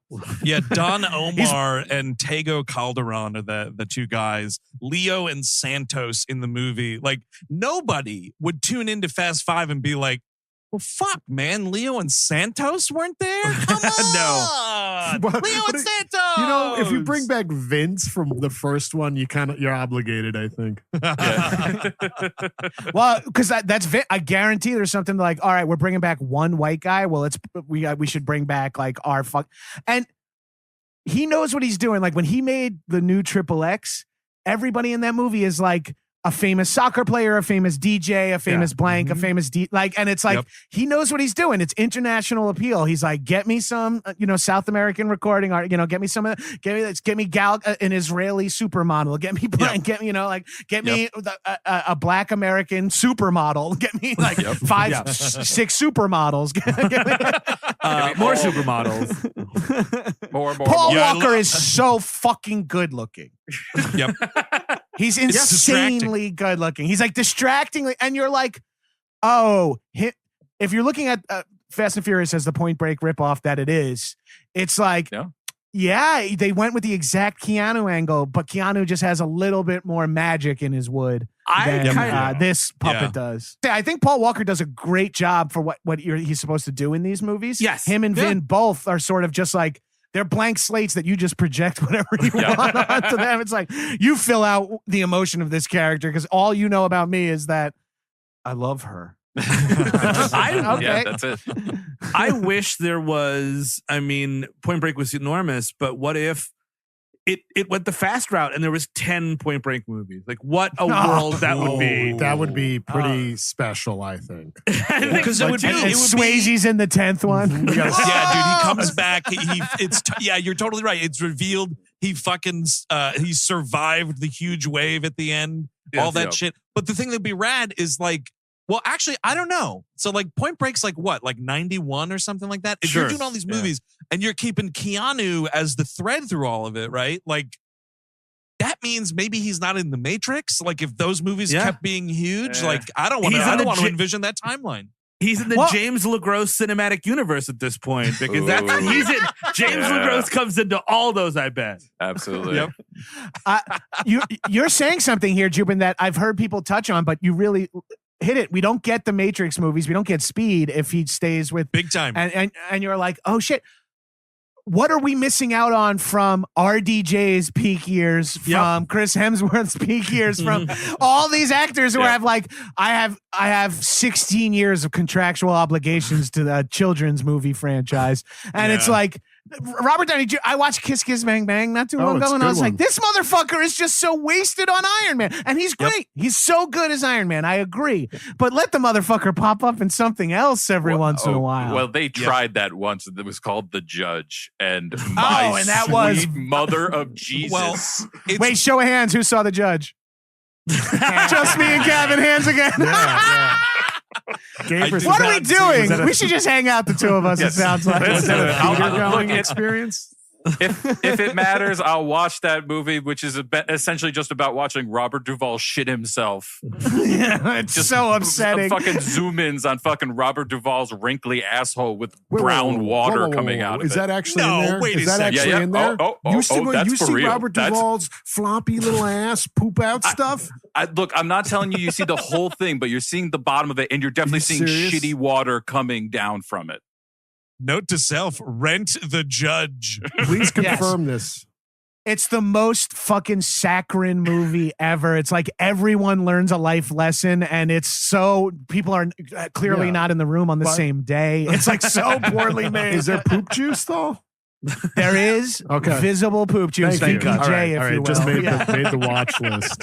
RDJ VBJ. That's what we're. Yep, good, very good. But whatever. Yeah, so they wind up. There's a very silly robot scene that's we don't have to talk. Like we're just building up the idea of doing this heist, and then they think that The Rock is on the other part of town because they tracked him or whatever. But oops, he surprises them, and it fucks up their whole plan. Well, yeah, Right. he Yeah, and crashes in. This is the right? scene where we get this is the Rock Vin Diesel fight. Yes. Yeah, this is where we get the kaiju fucking, full on SummerSlam in the fucking concrete, blank, dusty ass building. But The Rock is in the wrong here. He comes in and he purposefully hits Vin Yes. Diesel's like classic muscle car. You know what I Yep. mean? It's Yeah. like unnecessary. Like out of Absolutely. respect to like the one of a kind car, you don't have to do that. Vin's right. You made a big mistake. The scene right He just before walks up this. super slow and throws the first punch, which I also like. The scene right before this, I want to touch on because it's clearly one of the you could have just deleted this scene entirely, and it's also incredibly reckless and stupid. It's when they're still pointlessly trying to do the track thing where it's like, can we get around this? Right. Wherever we got to drive and not get picked up by the security cameras. And Han is like, dude, it's just impossible. Like, we cannot find cars that are fast enough. We'd need an invisible car. And then Vin Diesel's like, well, now that you mention it, I know just the place. And they just so nonchalantly hop the fence into a police impound or like a police car lot, steal 4 fucking squad cars, and then decide to drag race with them while Tyrese is on the fucking radio like, hey, everybody, could you move out of the street? We're about to do some illegal drag racing. And he's talking about the fucking scam on the radio. Like, oh, these cop cars that we stole are going to be really helpful in the fucking heist that we're playing. Oh, my God, the radio's on. Everyone on the fucking sidewalk can hear me. Like, what are you thinking, Tyrese? What are you doing? And dispatch can hear you too. This is the weirdest reggaeton song I've ever heard. Jesus Christ. It's so they do it in all these movies where it's like, we have to lay low. The best trackers in the world are upon us. It's like, okay, but we do have to go to a street race for some reason. It's like, well, they're definitely not going to be looking for us there. People who are legendarily into street racing. It's like, so when they go to win the fucking blue Porsche thing, you're like, why is someone on Hobbs' team not watching every street race in the fucking Rio? It's so insane. dumb. It's awesome. And so every mission, it's like the most elite level deep state actors are after us. And it's like, well, we got to go do NASCAR Daytona 500 or whatever. It's like, really? Well, that's why I want there's to be 10 point breaks, because it's not that, but it's surfing every time. Like Yes. it's Much surfing better. around the world, and they're just like, I don't know where these guys are, man. It's like, well, maybe we should try the big surfing contest. And then beach. they look. The beach. Bodie and Johnny are absolute pros at this. They're ready to fucking go gangster at the drop of a hat. And whatever you do, don't let them get their boards. Exactly. And then you see a safe on 2 surfboards go by in the distance. whipping it around, blasting Coast Guard helicopters out of the Killing sky. And shit. corrupt manatee. Yes, corrupt manatees, corrupt whales. They use magnets to surf in the new movie. You know, they're surfing on metal, I guess, with magnets. You see a bunch of that whale that I killed with the fucking safe I was dragging. Oh, he was evil. Yeah, he sold poison milk to school children. Yeah, yeah, it's like, yeah, we get a shot of the manatees all going, body cams off, boys. Yeah, let's go in there and go fucking nuts. You know, that way we know they're corrupt when the safe donks them in the head. Listen, you can't pretend to be a mermaid. That's entrapment. Corrupt ski doers, corrupt fucking speedboaters. I'm liking this cinematic universe. I wish this franchise did exist now. I'm into it now. I would sacrifice the first Matrix movie to see Keanu Reeves drag a safe into a fucking manatee's face. Absolutely. Because I like that it's surfing in every movie. In my head, Keanu Reeves gets into more and more age-appropriate undercover missions. Is what I was thinking. Eventually, he's like, all right, yeah, like he's like a 48-year-old man. He's like, okay, we need specifically Johnny Utah, someone who's still limping, maybe even more now. We need to infiltrate this fantasy football league. Yes. But he shows up in a wetsuit. Bring in Johnny Utah. We got to have someone infiltrate this golf club and very carefully drive the golf cart on the course. I like it. And I think he's having an age-appropriate affair every single time with a Lori Petty type. You know? Yeah, or Lori Petty, too. Absolutely. She's just always around. She's always got a new job. She's like, I'm into scuba now, too. Holy shit. That way they can reuse the wetsuit bit. Now I'm wearing this wetsuit at the pro shop. Yeah, all right. Yeah, so they wind up eventually getting, all like cuffed and whatnot after that fight, because this is where Vin Diesel is about to lay the death blow, and then Toretto thinks better of it. I would love it if he hit him and he finds out he's a robot. Like that's what he hits him, and then like eyes start sparking. Yeah. Yes, exactly. And then it's like, oh shit. He's a transformer the whole time. Bum, crossover. Yeah. I don't want to jump back to the beginning again, but this reminded me when those bad guys in the train swing like a lead pipe or a wrench at Vin Diesel, when he blocks it with his arm, it makes a clang. The Foley guy is going off. You got to hear it. When you rewatch it, if you have 6 hours left on your rental or whatever, like I do, just watch it, because he literally blocks it. It's like, ting! It doesn't phase him. He's getting hit with a fucking wrench in the arm, and he's just like you're not supposed to block those attacks. That's how you just shatter your ulna. Yeah, he was weapon Y. The reason I took so long to get to Rio was I stopped off to get an adamantium skeleton installed. Makes sense too. All right, if we're jumping around, there's one thing I really need to talk about, just because there's a great moment when Han is going to go do research on Reyes. Gal Gadot wants to go with him, and Vin Diesel gets the dumbest fucking Sebastian the Crab kissed the girl face and looks at the camera like, I smell wedding bells. I'm like, this movie is too long. This movie's already too long. Yeah. I love that face he makes. It's really good. It is really funny, and it's like, what does he think is going on? Like, it's just like, I hope they're fucking family. Exactly.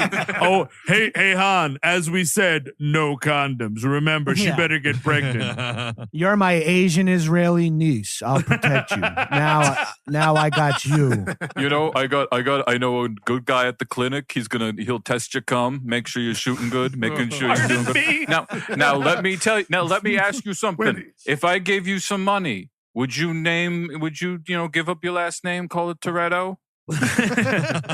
Your son, your daughter, whatever. I don't care. I just, could we call it Toretto? Maybe that's the end game, right? They should be all Toretto, even if they just change their name, so that keeps them off the grid somehow or something. It's just Toretto. Yeah, it's like hiding a needle in a needle stack instead of a haystack. New version of the Grissom gang, the Toretto family. I like it. The Toretto crime family, right? That's I guess there that's you what go. this We're gonna is. need guys who are good with circuits. We're gonna need guys. If circuits means there's walls, we're gonna need guys who can break through those walls. And of course, we're gonna need a cum guy to check the Kamahan to make sure his motility and his count is super high. Should I be writing all this down, All right, Dom? all right. Absolutely, absolutely. You should be writing it down. Before we roll out, everyone come in a circle. We're gonna test it. Look, Tej, I want to hear Dr. your Barkis, count. it's up to you, my friend. The crooked cum guy. Yes. The CCG, absolutely. Mhm. This is a fun moment after that when they're in after they're captured. It's thrilling because you don't get a lot of gun action in the Fast movies. No. They don't do a Yeah. lot of like tactical gun battles, and luckily we get to see DSS get murked, but Yes. we get Oh, to man. see them at least fire some guns, and we get to see some of that.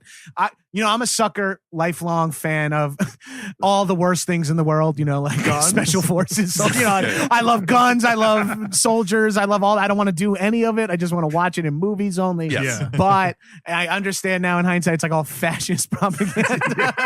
It worked on me, okay?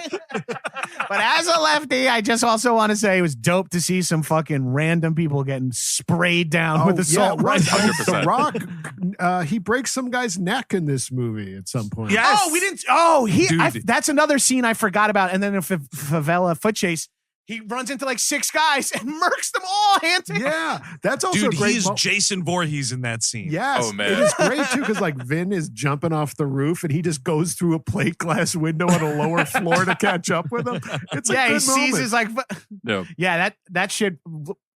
Holding in a wide of Vin Diesel sprinting with like an 11-pound kettlebell necklace on is just absolutely. He's like, and it's like they like let it roll for way longer than anyone besides Tom Cruise runs in a movie. You know what I mean? Without like Yeah. a change of frame. It's wild. And then just see, and then like.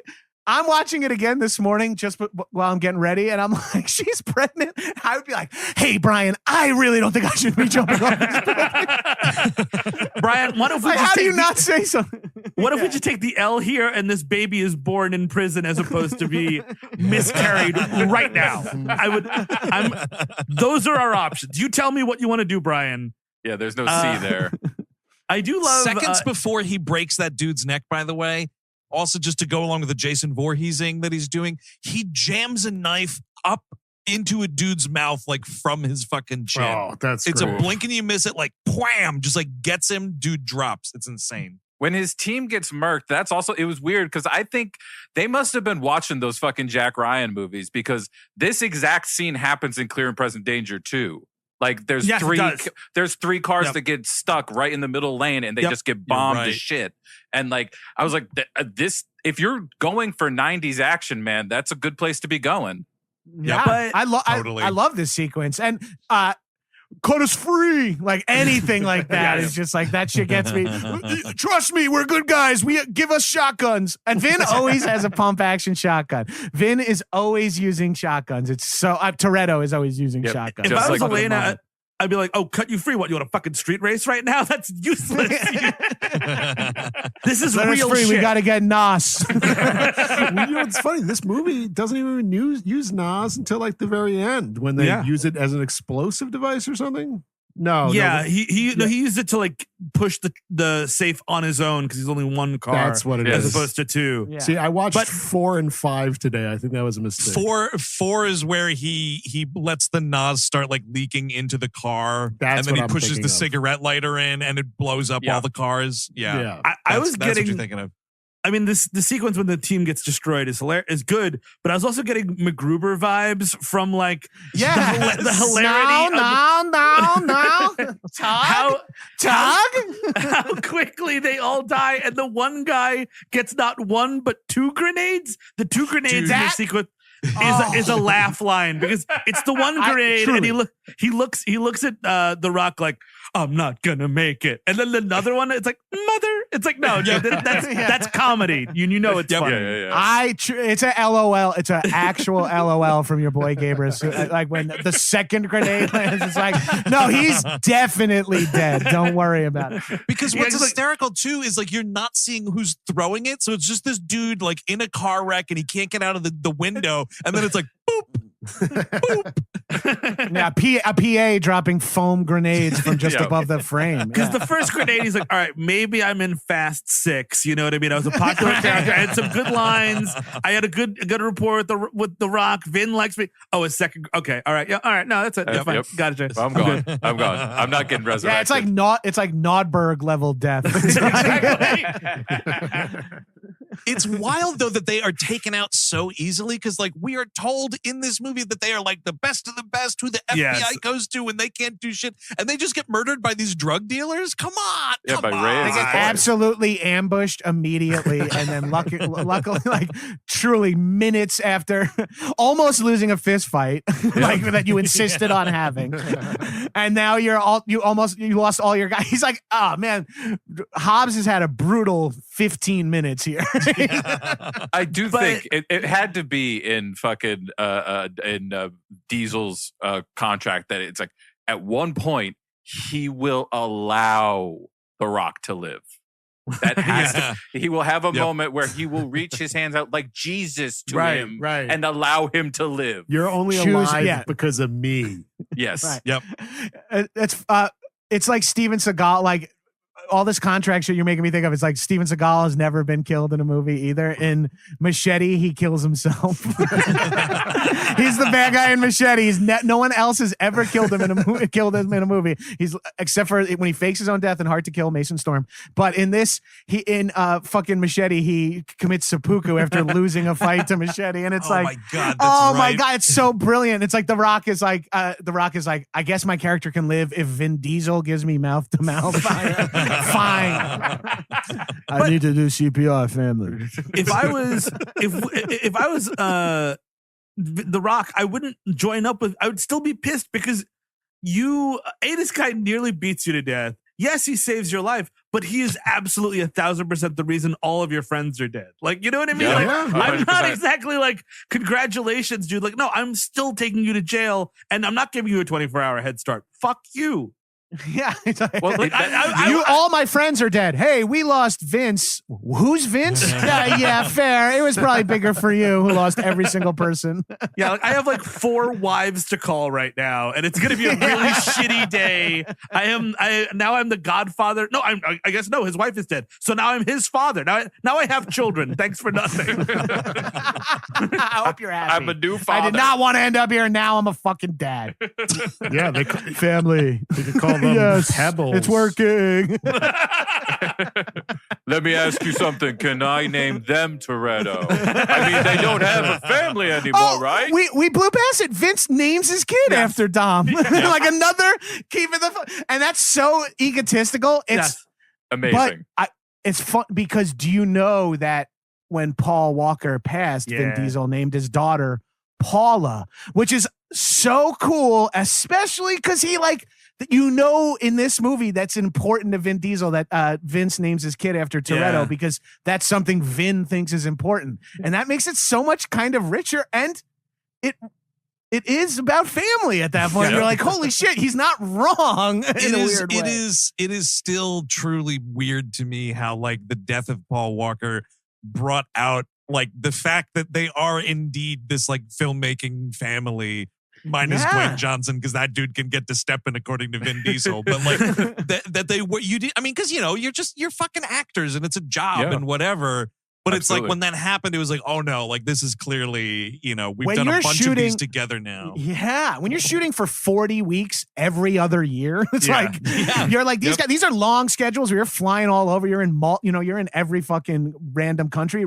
It must be amazing. It's like Lord of the Rings, where they get tattoos and shit together. It's like, it makes total fucking sense. But also the reason The Rock doesn't need these movies. Vin Diesel needs you to need 100%. These movies. Yep. That's also why Gal Gadot murked, like you gotta go, like you're getting big, time to die. It's like, I can't have anyone come around and be bigger than me in this movie. Yeah, I wonder if stunning watching her in this movie and coming off of like Wonder Woman 1984. Somehow over the last 10 years, she's become a worse actor. I don't know what the hell's going on there. Because she's weird. Like, I mean, fine enough in these movies, but like you get to that Wonder Woman 1984, that is just trash.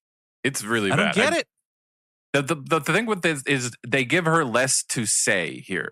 That's well, the magic. honestly- that's the magic of this movie. Could Is be. they're like, Yeah. just give her like 7 lines tops, and then just like, yes, That's yes. movie magic right there. Yeah, Yeah, not to go full creepy hetero, but she's a beautiful fucking model woman. Sure. Yeah. So in this movie, she doesn't get a lot of lines, but she also moves well.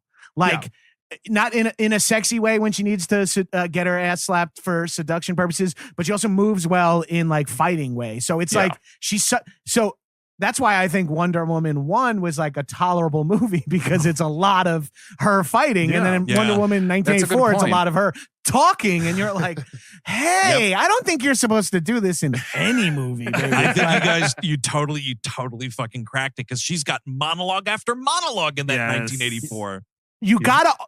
Someone needs to write for her like they wrote for Arnold. Yes. I'm not even joking. Yes. Like they're like, make her sort of lack of control of the English language or whatever, like her second language, make that part of the character, make that her like scary beauty toughness, make that part of the character and just write that in. She would have a great fucking career if she was Very true, Atomic Brunette or whatever. That would like that movie would hit that fucking like. She could do something like that. Someone needs to give her a John Wick, like just straight up. Yeah, she could do like, exactly right. If she was playing like some sort of like quiet assassin, I could totally see that.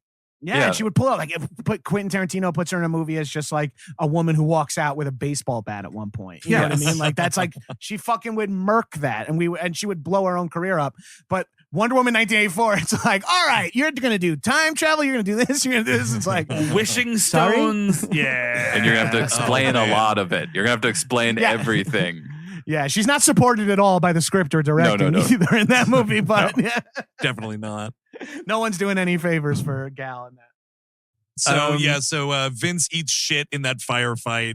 His body is just laid out back in the workshop. I'm sure that's smelling great by the end of this movie. I will bury you amongst my car. Vince, don't even say it. I know what you want, right? You want to be buried in a junkyard like all of us. No, my dad has a plot back. No.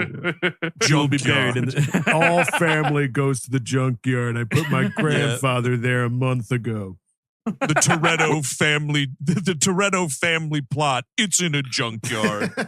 Yeah, we put all our cars and our family there. We put ourselves in car crushers, and then we put our names in little sticks in like car cubes. And then the junkyard dogs nip at the bodies that are sticking out. Remember at Grandpa Toretto's funeral where he got put in the car crusher and he squirted everywhere like a gusher? That was fucked up, man. That was the worst barbecue yet. And we laughed. And to answer your question, squirt is not pee.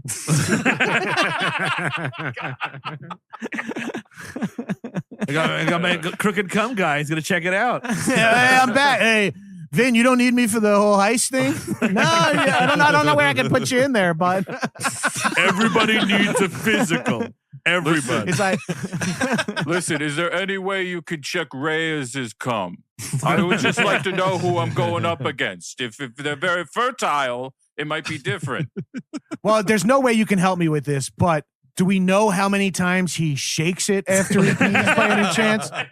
Holy shit, does Hobbs have some news for you, brother?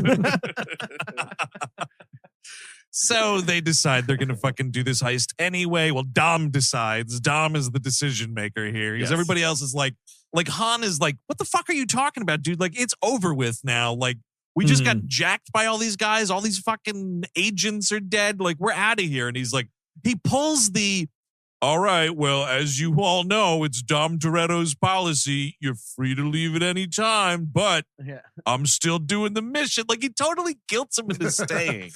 Pay what you want, but it's $13.50 worth of ingredients. It's like, okay. We get it, Dom. You clearly have a fucking something you want to happen here. Han in the police moment earlier says, like, we're probably not going to live through. If this mission goes wrong, we're going to be dead anyway.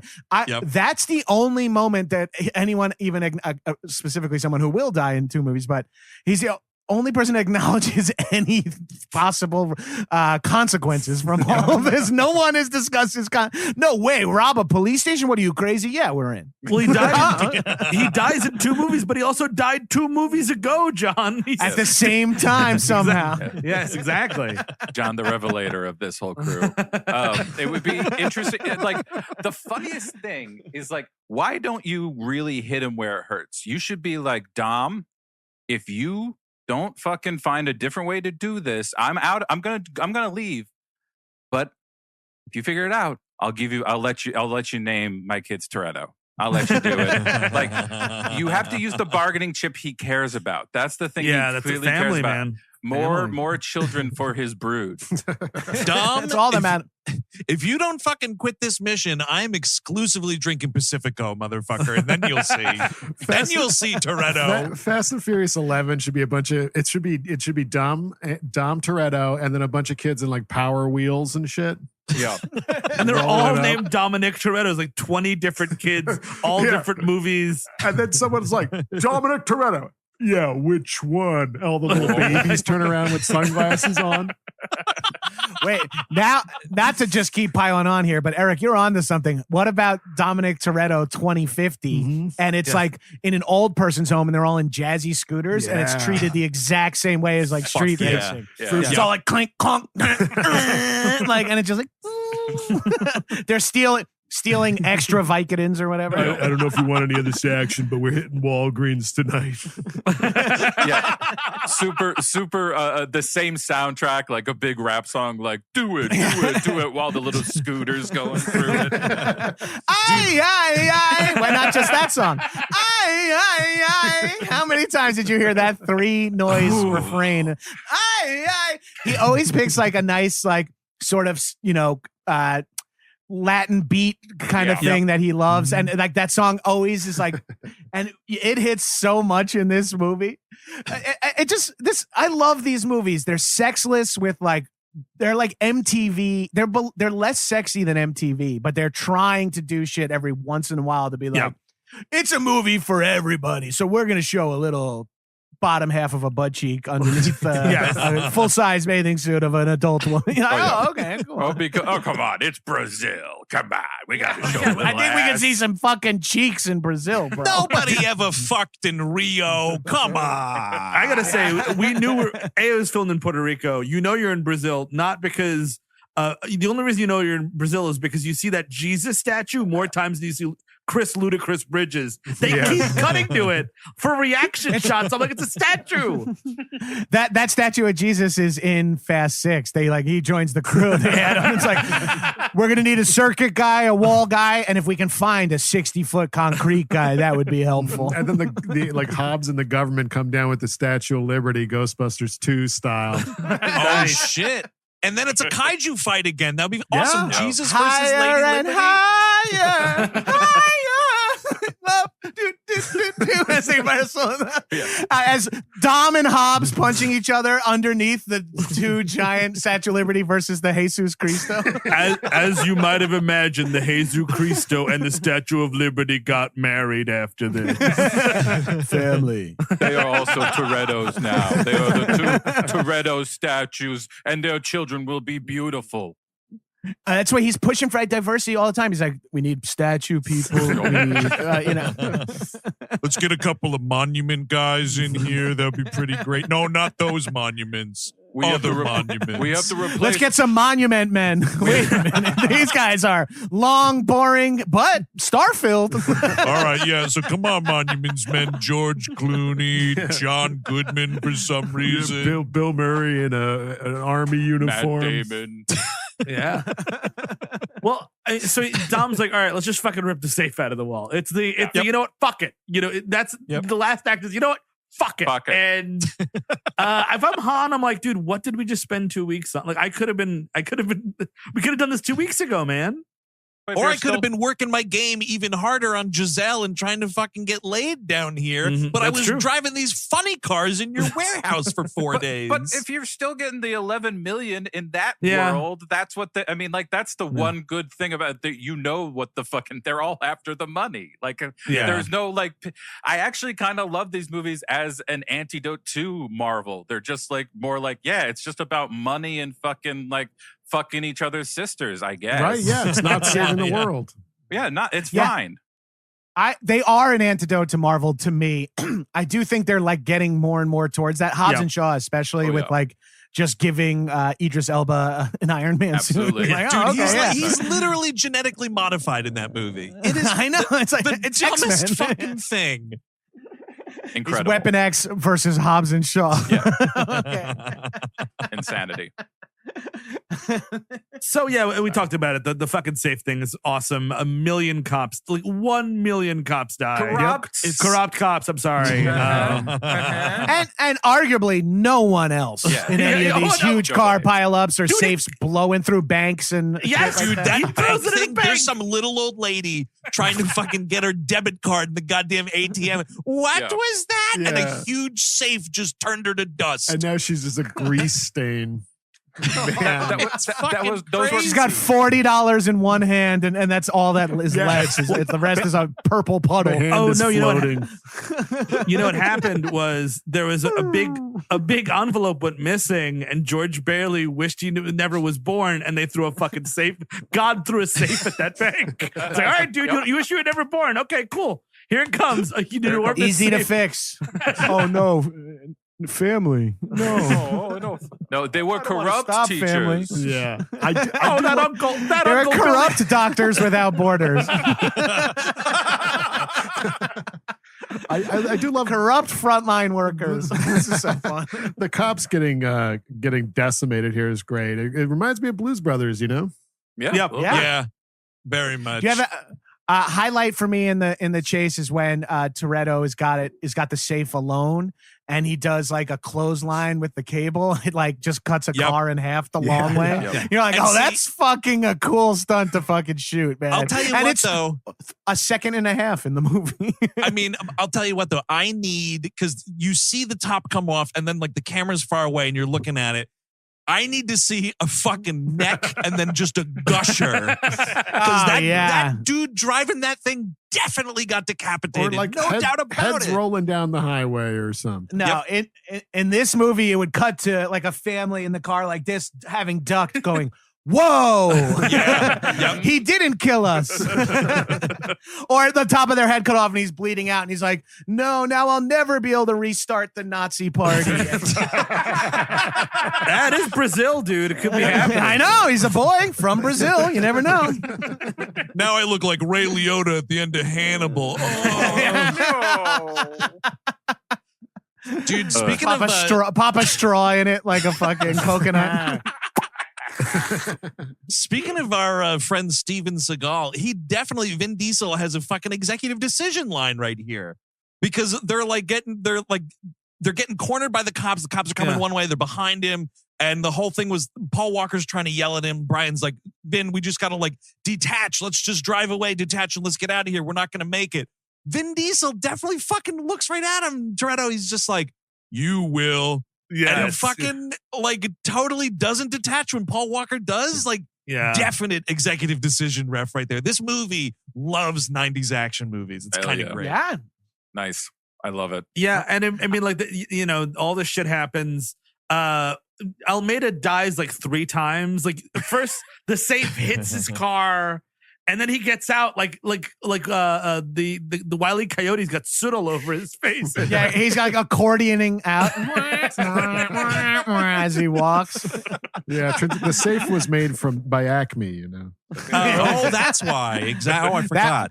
I mean, their plan is pretty much Wiley. They might as well have put rocket roller skates underneath the safe and to steal it. Yeah, the bridge was painted on the side of a mountain.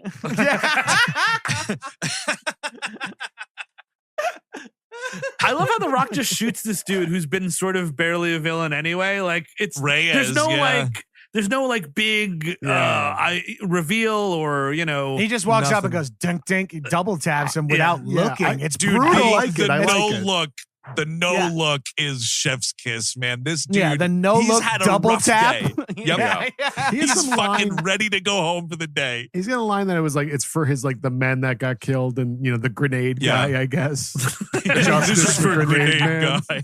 I feel like, and again, that's these dumb movies. They have to like, he literally says, "You killed my whole team, asshole." Like, Yeah. we know why he's shooting him, Yes. but we need it to be like, don't forget the Yes. guy he's shooting on Yep. the ground is the bad guy, and the guy you're watching is the good guy. Yep. And the guys who he's about to arrest are also the good guys. Okay, so hold on. Okay, so they're good. I feel like Yeah, you got to watch all 9 movies. You'll see. You'll get it. Eric, You'll I think- understand what I'm talking about. I think you're right. The look that dude gives the camera at the end when the second grenade hits, it's like, oh fuck, I'm gonna be known as Grenade Guy now, right? This is it. This is me forever. I used to be known as Ribs because I ate all those ribs that time. No, now I'm Grenade Well, Guy. if this Awesome. movie would actually show violence, we could call them pieces. Ooh, there you go. But that's never gonna Yeah, happen. that's another major drawback, and that's kind of what I hate about the Marvel and Star Wars of it all. Yeah. I blame them a lot for it, but it is just because of we want to sell everything globally at PG-13. Yeah. It's so frustrating that we can't get like actual violence, but like the amount of shit they can show in this, but they can't show like the consequences of being shot or something Yes. like Yeah. that. Squibs. Something that might be important to like make it feel like real for people who are like, oh, it's fun. You just run through Brazil shooting machine guns and like nothing happens. It's also a star thing though, because like after that Vin Diesel Rock fight, where they are bludgeoning each other, and in the fight they look like shit. When they cut to them all in the fucking police wagon or whatever, they look totally fine. Versus in the last movie, there's a scene where Paul Walker, one of his like FBI cohorts there, it's the guy who was in the new Perry Mason. He's in a bunch of shit. He's played a cop in almost everything. Shea He's Wiggum. Yeah. Shea The guy from Wiggum, yeah, Boardwalk. Yeah. He has some like throwaway line that like Brian O'Connor gets pissed off about and fucking gets the shit beat out of him by Paul Walker. And in the next scene, like his eyes are all, he looks like a fucking raccoon. His nose is broken. He's scrapped up. Like that's how Vin Diesel and The Rock should look for the rest of this movie because they're going through fucking glass and whatever. And it's like Right. totally absent of consequence. And this is a movie where that should definitely be in play. A little bit at least. More than that. Just acknowledge that there was a fucking fight 5 minutes ago. No. They're titans. They have no they're never even out of breath. Yes. Yeah. That is weird. They're never even like they're never frustrated, they're never flustered, they're never overwhelmed, they're never out of breath, they're never sad, happy. They're almost as if they are just Gods. beings. Yeah. Big Mia gods. is pregnant in this movie. She takes more naps. That's about it. She's not like, Right. you know what I mean? Like hungry or upset or anything like that. Well, she's she's- just like, She's running the call center the whole time, it seems like. Yep. She's that's she's it. the living GPS. That's Yes, absolutely that's right. Great, Yeah. fine. Jesus. But the okay. taking the break during a fight, like that needs to happen more. Because when you're fucking watching Roddy Piper and fucking Keith David and They Live, Yeah. they're just like, Some it sweat. adds so much to it. That shit is great. That's why WWE wrestlers always double knocked out at some point so that they can each have like a 60-second breather Yep. on the ground. Yep. It's like, oh, we hit heads. Oh, let's roll around. Are you okay? You need to get up yet? No? Okay, let me give him another 45 seconds here. Like, Just give me a I wanna second. I'm see trying more to fart. Oh. I mean, that's why John McClane was great in those early movies, the first Yes. 3 or whatever. After that, he became a Yeah. God person. And this is just God people as well. Yeah. Yeah. yeah. It's so fucking crazy when he drives a tank over cars in Russia. You're like, you are a cop, like you, an ex-cop. You are 60. What are you doing in Russia? okay, You didn't even folks. want to fly to fucking Los Angeles. It's okay, folks. I'm a cop from across the world. I'm a cop from a fucking country you despise. Yeah. Let me through. So that they trick the audience. Gal Gadot drives they switch saves and they Yeah. say they win the day and everyone kind of retires Gal Gadot and Han are driving, and she's just like making out on top of him, and it's like awesome. Very dangerous. I'm gonna pull over. This is awesome. Let's definitely have some hot sex. Han's like, let's be careful. I could die in this car. What? Let's go to Tokyo Drift. Not yet, baby. It's so I love that. ridiculous. There's more Dude, movies. he does. To be I had. mean, the Yes. fucking line is great though, because she's like, "Oh, I thought you said you wanted to go to Tokyo," and he's like, "Yeah, but we'll get there." I'm like, "Yeah, we know, dude. That's One day. not as clever as you think it is, screenwriter." Yeah. The Ludacris. I'm here for it though. Like I love the magic of like, all right, let's fuck it. Like we got to keep. And literally earlier in the movie, Jordana Brewster says like, "No, Dom, no more splitting up. We're sticking together." And it's like, is death not the ultimate divorce? Like, I feel like by Fast 10, Vin Diesel is going to be actually bringing people back to life, like Yes, outside absolutely. of cinema. Absolutely. Like I'll be Necromancer. like, and in this movie we have, fucking insert long dead, fucking legend Oh, actor here. We need Cary Grant. a necromancer here to get Humphrey Bogart back from the dead. I feel like for real they'll be like, and in this movie is Paul Walker, and we did figure it out. And everyone's like, whoa. A street chase in San Francisco, huh? Let me call my friend Ra's al Ghul and bring back Steve McQueen from the dead. It's funny because they don't take usually any notes from Star Wars, but it would be wild if they did make like how they made the what's it called when they made the Force second. Ghost? The Force Ghost. Like if they made not a Force Ghost, the second Luke Skywalker in The Mandalorian. Oh, that right. weird like CGI CGI thing. face If they dude. did that for Walker, Oh no, they that would You be really can't freaking see- weird. But here's the thing: you can do that with like Tarkin in fucking Rogue One, because Yeah. Peter Cushing's been dead for years. Like you can't do it to a person who died tragically. Here's the defense. I mean, the Tarkin thing, I don't think looks that great because he's walking around and shit. Paul Walker, you bring him back CGI for one of these movies, just have him sitting in a car. You got that little window. I will That's all say you They got. gave him such a good send off though. Like I Yes. fucking wept at the end. What was that, 6 or 7 think when they that's said 7? Yeah, I fucking wept, man. That shit hit hard. And that was a solid send off. I feel like We're good. I feel like they would still maybe do it. I don't know. They could do it. I That really Leia think shit so. drove me crazy. The Absolutely Tarkin, nuts. you're right. Yeah, Absolutely. The Tarkin stuff less so, but the Leia stuff felt disrespectful. The Luke stuff was kind of fun in Mandalorian. Yeah. That's like a fun way to do that. I don't think it's necessary. Sure, I think yeah. like just I'm just being a crank.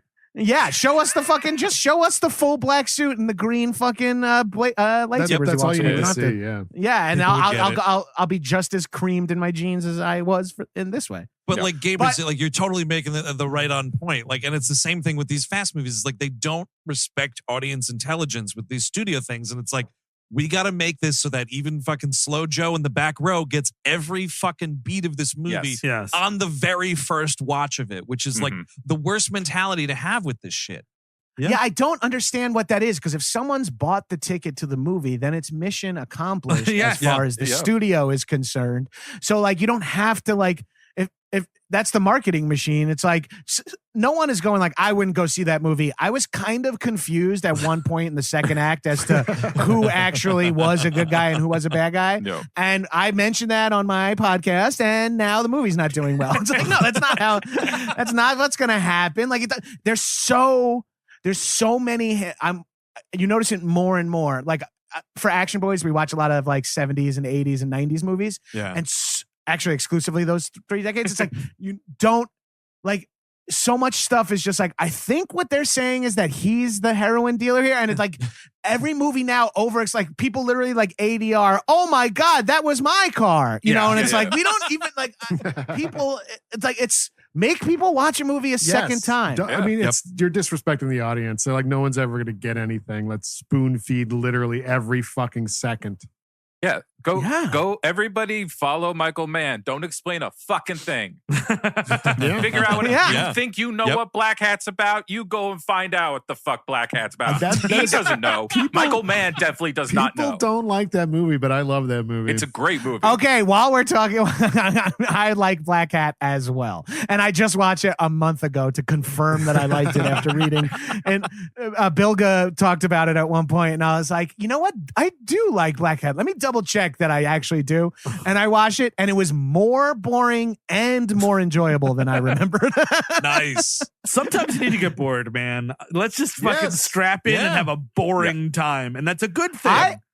A boring, beautiful movie. Yes. Like, that's fine by me. I go to museums all the time. It's boring and beautiful. It's like, I soak it in. It's Absolutely. like, I don't need it to be like, and around this corner is who knows? It's like, I could just catch up and see some fucking art. Not everything's a fucking water ride, dude. Some things are dry. Some things can be dry.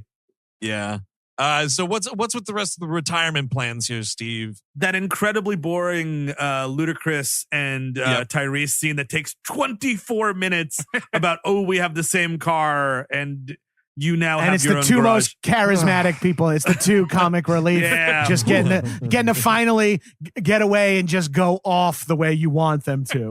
Gal Gadot. I'd watch Gal Gadot and Han make out for 20 minutes as opposed to watch. You know what I mean? Like the ratio is way off in that regard.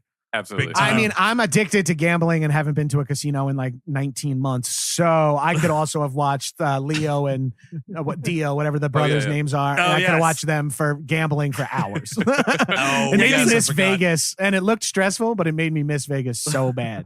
I'm ready. My body is ready. Is your bank account? No. It's been a weird year. But you'll get it all back. I think if the five of us went to Vegas, at least 2 out of the 5 of us are coming back in a body bag. If we all went together to Vegas. No knees for me. Yeah, that's for sure. Say goodbye to the knees, Chris. I don't even know what happened. Yeah, so then that's they leave Vince's wife and the son get a little thing from Uncle Dom. And it's a real this note also says, I will see you soon. Yeah, nice try. Yeah, and how do you, what's this woman supposed to do with $11 million cash? She's like, I'm sort of overwhelmed. I'm in a favela. I'm going to get fucking murdered. Yeah, exactly. I was waiting for her to start pulling up the floorboards like Gene Hackman in The Conversation and just shoving the fucking dollar bills in to get them somewhere else. Because she's going to have to. You're 100% right. Like, you have to, if you're going to give her that, leave 2 bodyguards and have paid them a salary for a year. And just have them there with the money until they figure out whatever the next step is, because it's going to be a little bit. Yeah, I dropped 9 Rottweiler puppies off for you. Have fun. Cash value $11,000. Not too bad though. Seems risky. They're all named Dom. Yes. Dom 1, Dom 2, Dom 3, and they're all shitting and pissing all over your favela. Well, then you can be like George Foreman when he's like, these are my sons, George, and George. Yeah. He definitely did that. Yeah, he did. That. And he has a daughter, like his 6th kid was a girl, and it's named Georgette. Oh, Yes. really? Nice. Yeah. Yep. You got to love it. And then just we Paul end on Walker the and beach. Dom. Yeah, Paul Walker and Dom are just like on the beach, and they've not drinking Coronas. They're drinking whatever they're drinking, some brown bottle of some kind. Pacifico, maybe. And it's like, hey, man, you want to have one more street race? Because, that's what we do. It's like, I don't know, man. You want to put on a movie? Like, maybe that's me showing my Dude, cards. I just want to take some time from cars, man. I feel like we were just dealing with cars a lot down in Brazil. Let's just chill out of cars for a second. Yeah. Got it. You want to put on Bullet? You want to drink a milkshake and go to the movies? Yes, that's a great idea. That is a way to recoup from something stressful. And that's the end of the movie. They drive off. They're gonna have, it's a thing where he keeps bringing up is it just from the last movie where he's accusing him of cheating in that street race? Something, or the first one, or whatever. Yeah, it's one or the other. There was a rematch in the movie. 4th one, I guess, right? And then he nudges him or something with the car. Yes. Yeah. Yeah. That's what you want to do is nudge your best friend with a car. That's the other thing that always drives me crazy when they squeeze these drag side missions in where they do drag races in the middle of the full quest. Yeah. It's always like, you could easily get arrested, hurt, bang up a car. It's like, the $100 million plan is off because we drag race to get a Porsche. Yeah, but it's like, you fucking idiots. Pretty cool. Well, it's like if in the Deer Hunter they needed to rob a bank, but they kept fucking doing Russian roulette instead. It's like, Even at the very end, they're just like, yes, exactly. Meryl Streep's got one. They love it. Yeah, so that is it until Fast 6. So I mean, that is it until 11 more movies or so. Yeah, We'll see what happens. Exactly. But Gabrus, we'll start with you. I think obviously it's going to be a recommend, but then did you learn anything new on this most recent rewatch for this movie? A different kind of appreciation for it? I wanted to watch this movie specifically through the lens of this kicked off the sort of Fastasance. Yeah. And I wanted to and looking at it, it's that magic. And I've said this too many times in my life, but the magic really is in that family shit, which sounds so dumb. And also if you write action movies and someone gives you notes and it's like, connect the characters more. What's everyone's emotions? And it's like, that's whack. But watching Fast 5, you're like, the secret sauce here is the dumb, serious, melodramatic relationship stuff going on around it. It's oddly the secret sauce in a way where you're like, I don't want the scene where they're talking about their dads because it's boring, but having had that in the movie, it made it at least something more. I don't really know exactly what I'm articulating here, but I guess what I'm saying is something that you would think is so corny on paper or in conversation is oh shit, this is what made this popular. This is everyone is family, and it does feel good that the bad guys turn good and join your team, and now we're even stronger. Now Magneto's fighting with us. It's like that shit. It's like play with those rules. So I truly enjoy this movie, and upon rewatching this, I'm glad The Rock's back out. I think that's fun. I think keep Vin as the sort of figurehead of power. I like that. Yeah. Steve Sadak. Yeah, I'm not see our previous episodes, I'm not the hugest fan of this franchise. However, and this is the first time I've seen this one, this I think is the best I've seen of the 5 or 6 that I've seen, hands down. I think Justin Lin does an amazing job with the action. The problem is the runtime and just sort of the tease me with a good heist movie and then not give it to me is always a bummer. But I thought I really had actually more fun with this than not. So I think it's a recommend for me. Ooh, look at that. Eric Siska. Yeah, it's a recommend from me too, which is surprising because like Steve, I didn't have much of affinity for this franchise. I watched 1, 2, 4, and 5 this past 48 hours, and the early stuff, it doesn't jive with me as much. But now I feel like John, I think what you're saying about the family stuff makes sense because it makes these more characters than just people doing things. And then the heist stuff I like. I think they should go into more genre type of areas. And the action, like we said before, you can actually see what's going on and it's pretty compelling, unlike some of the street racing stuff previously. So yeah, it's a recommend here. Look at that. Chris Cabin.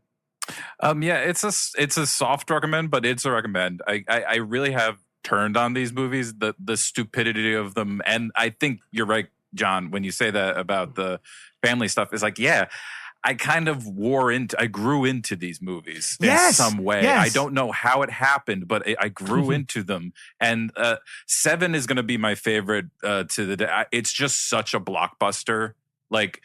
Everything is happening in that movie. And that's where Kurt Russell comes in. They just blow it out so much in that movie. But as far this would be number 2 or number 3. I also have a really weird affinity for Too Fast, Too Furious. And Singleton. Even and Tokyo Drift is the first one is actually the one I go back to. I'm it still kind of sucks. That's the one I'm still I don't know about this. This kind of crap. But they definitely learned something. So I have to give it to them. Yeah. It's almost like the power of the movies is that there's 9 of them in a way too. Yes. Kind of where it's they beat you down where you're yes, fine, family. Jesus Christ, your family. I got it. All right. I love it. All right, let's just fucking race cars again, fam. But you're right, dude. They get you. It's atrophy. You just lose by attrition. You're fine. Yes, let's do it. Yeah. It's weird. I've been really having this own Fastasance over the past few days. So I got that box set. So I was this new movie's coming out, whatever. I'll rewatch these things. Some of them, this one, I didn't remember a lot of because it was a real green out.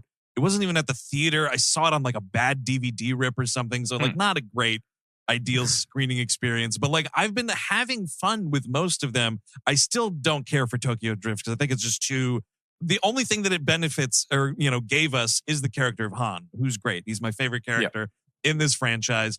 The Singleton movie, Too Fast, Too Furious, I think plays like a really small, nice, like 1970s, like car crime movie. Yeah. So if you look like that movie, if it was made like 1975, definitely could have starred like Burt Reynolds or some shit. And like, because they're like racing for this drug dealer and there's all the undercover cop shit.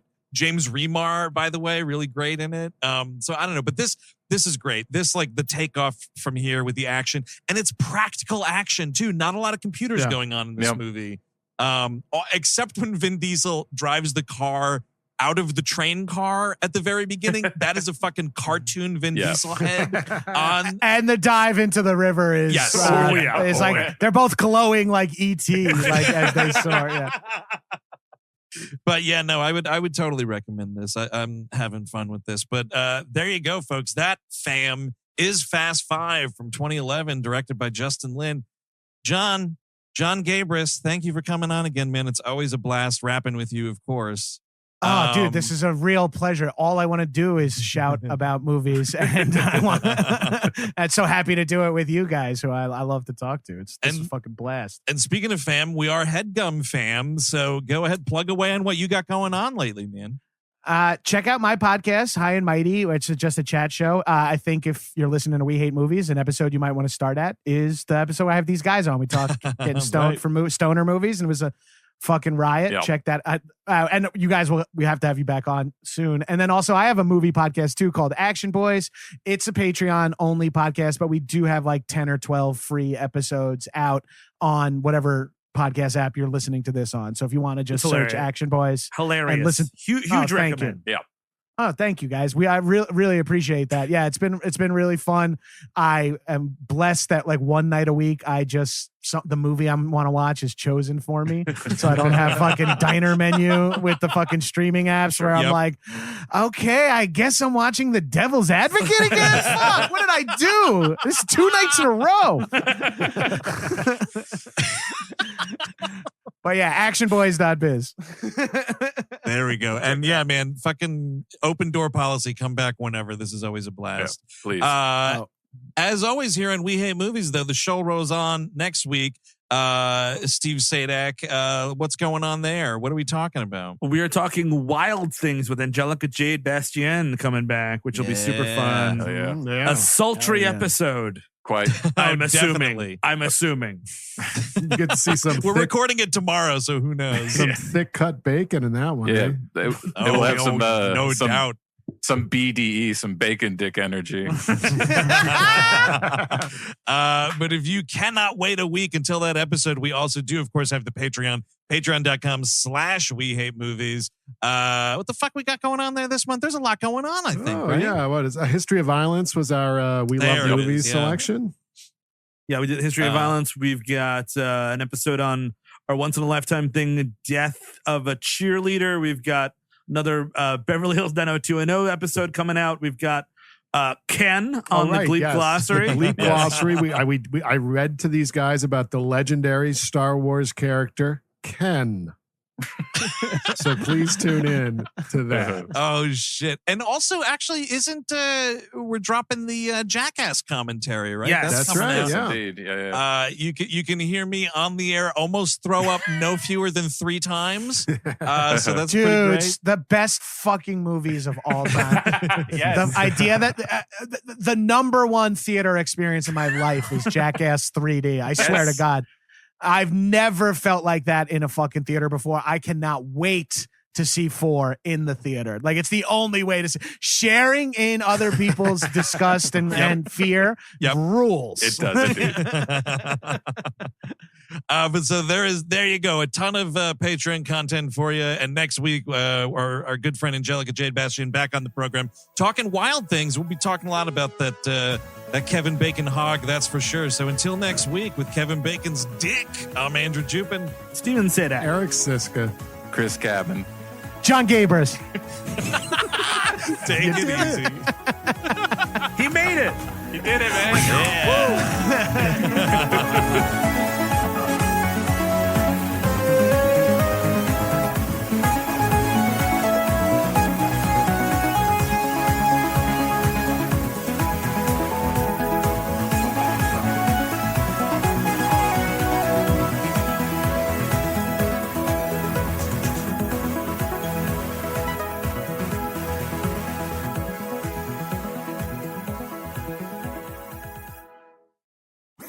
That was a HeadGum podcast.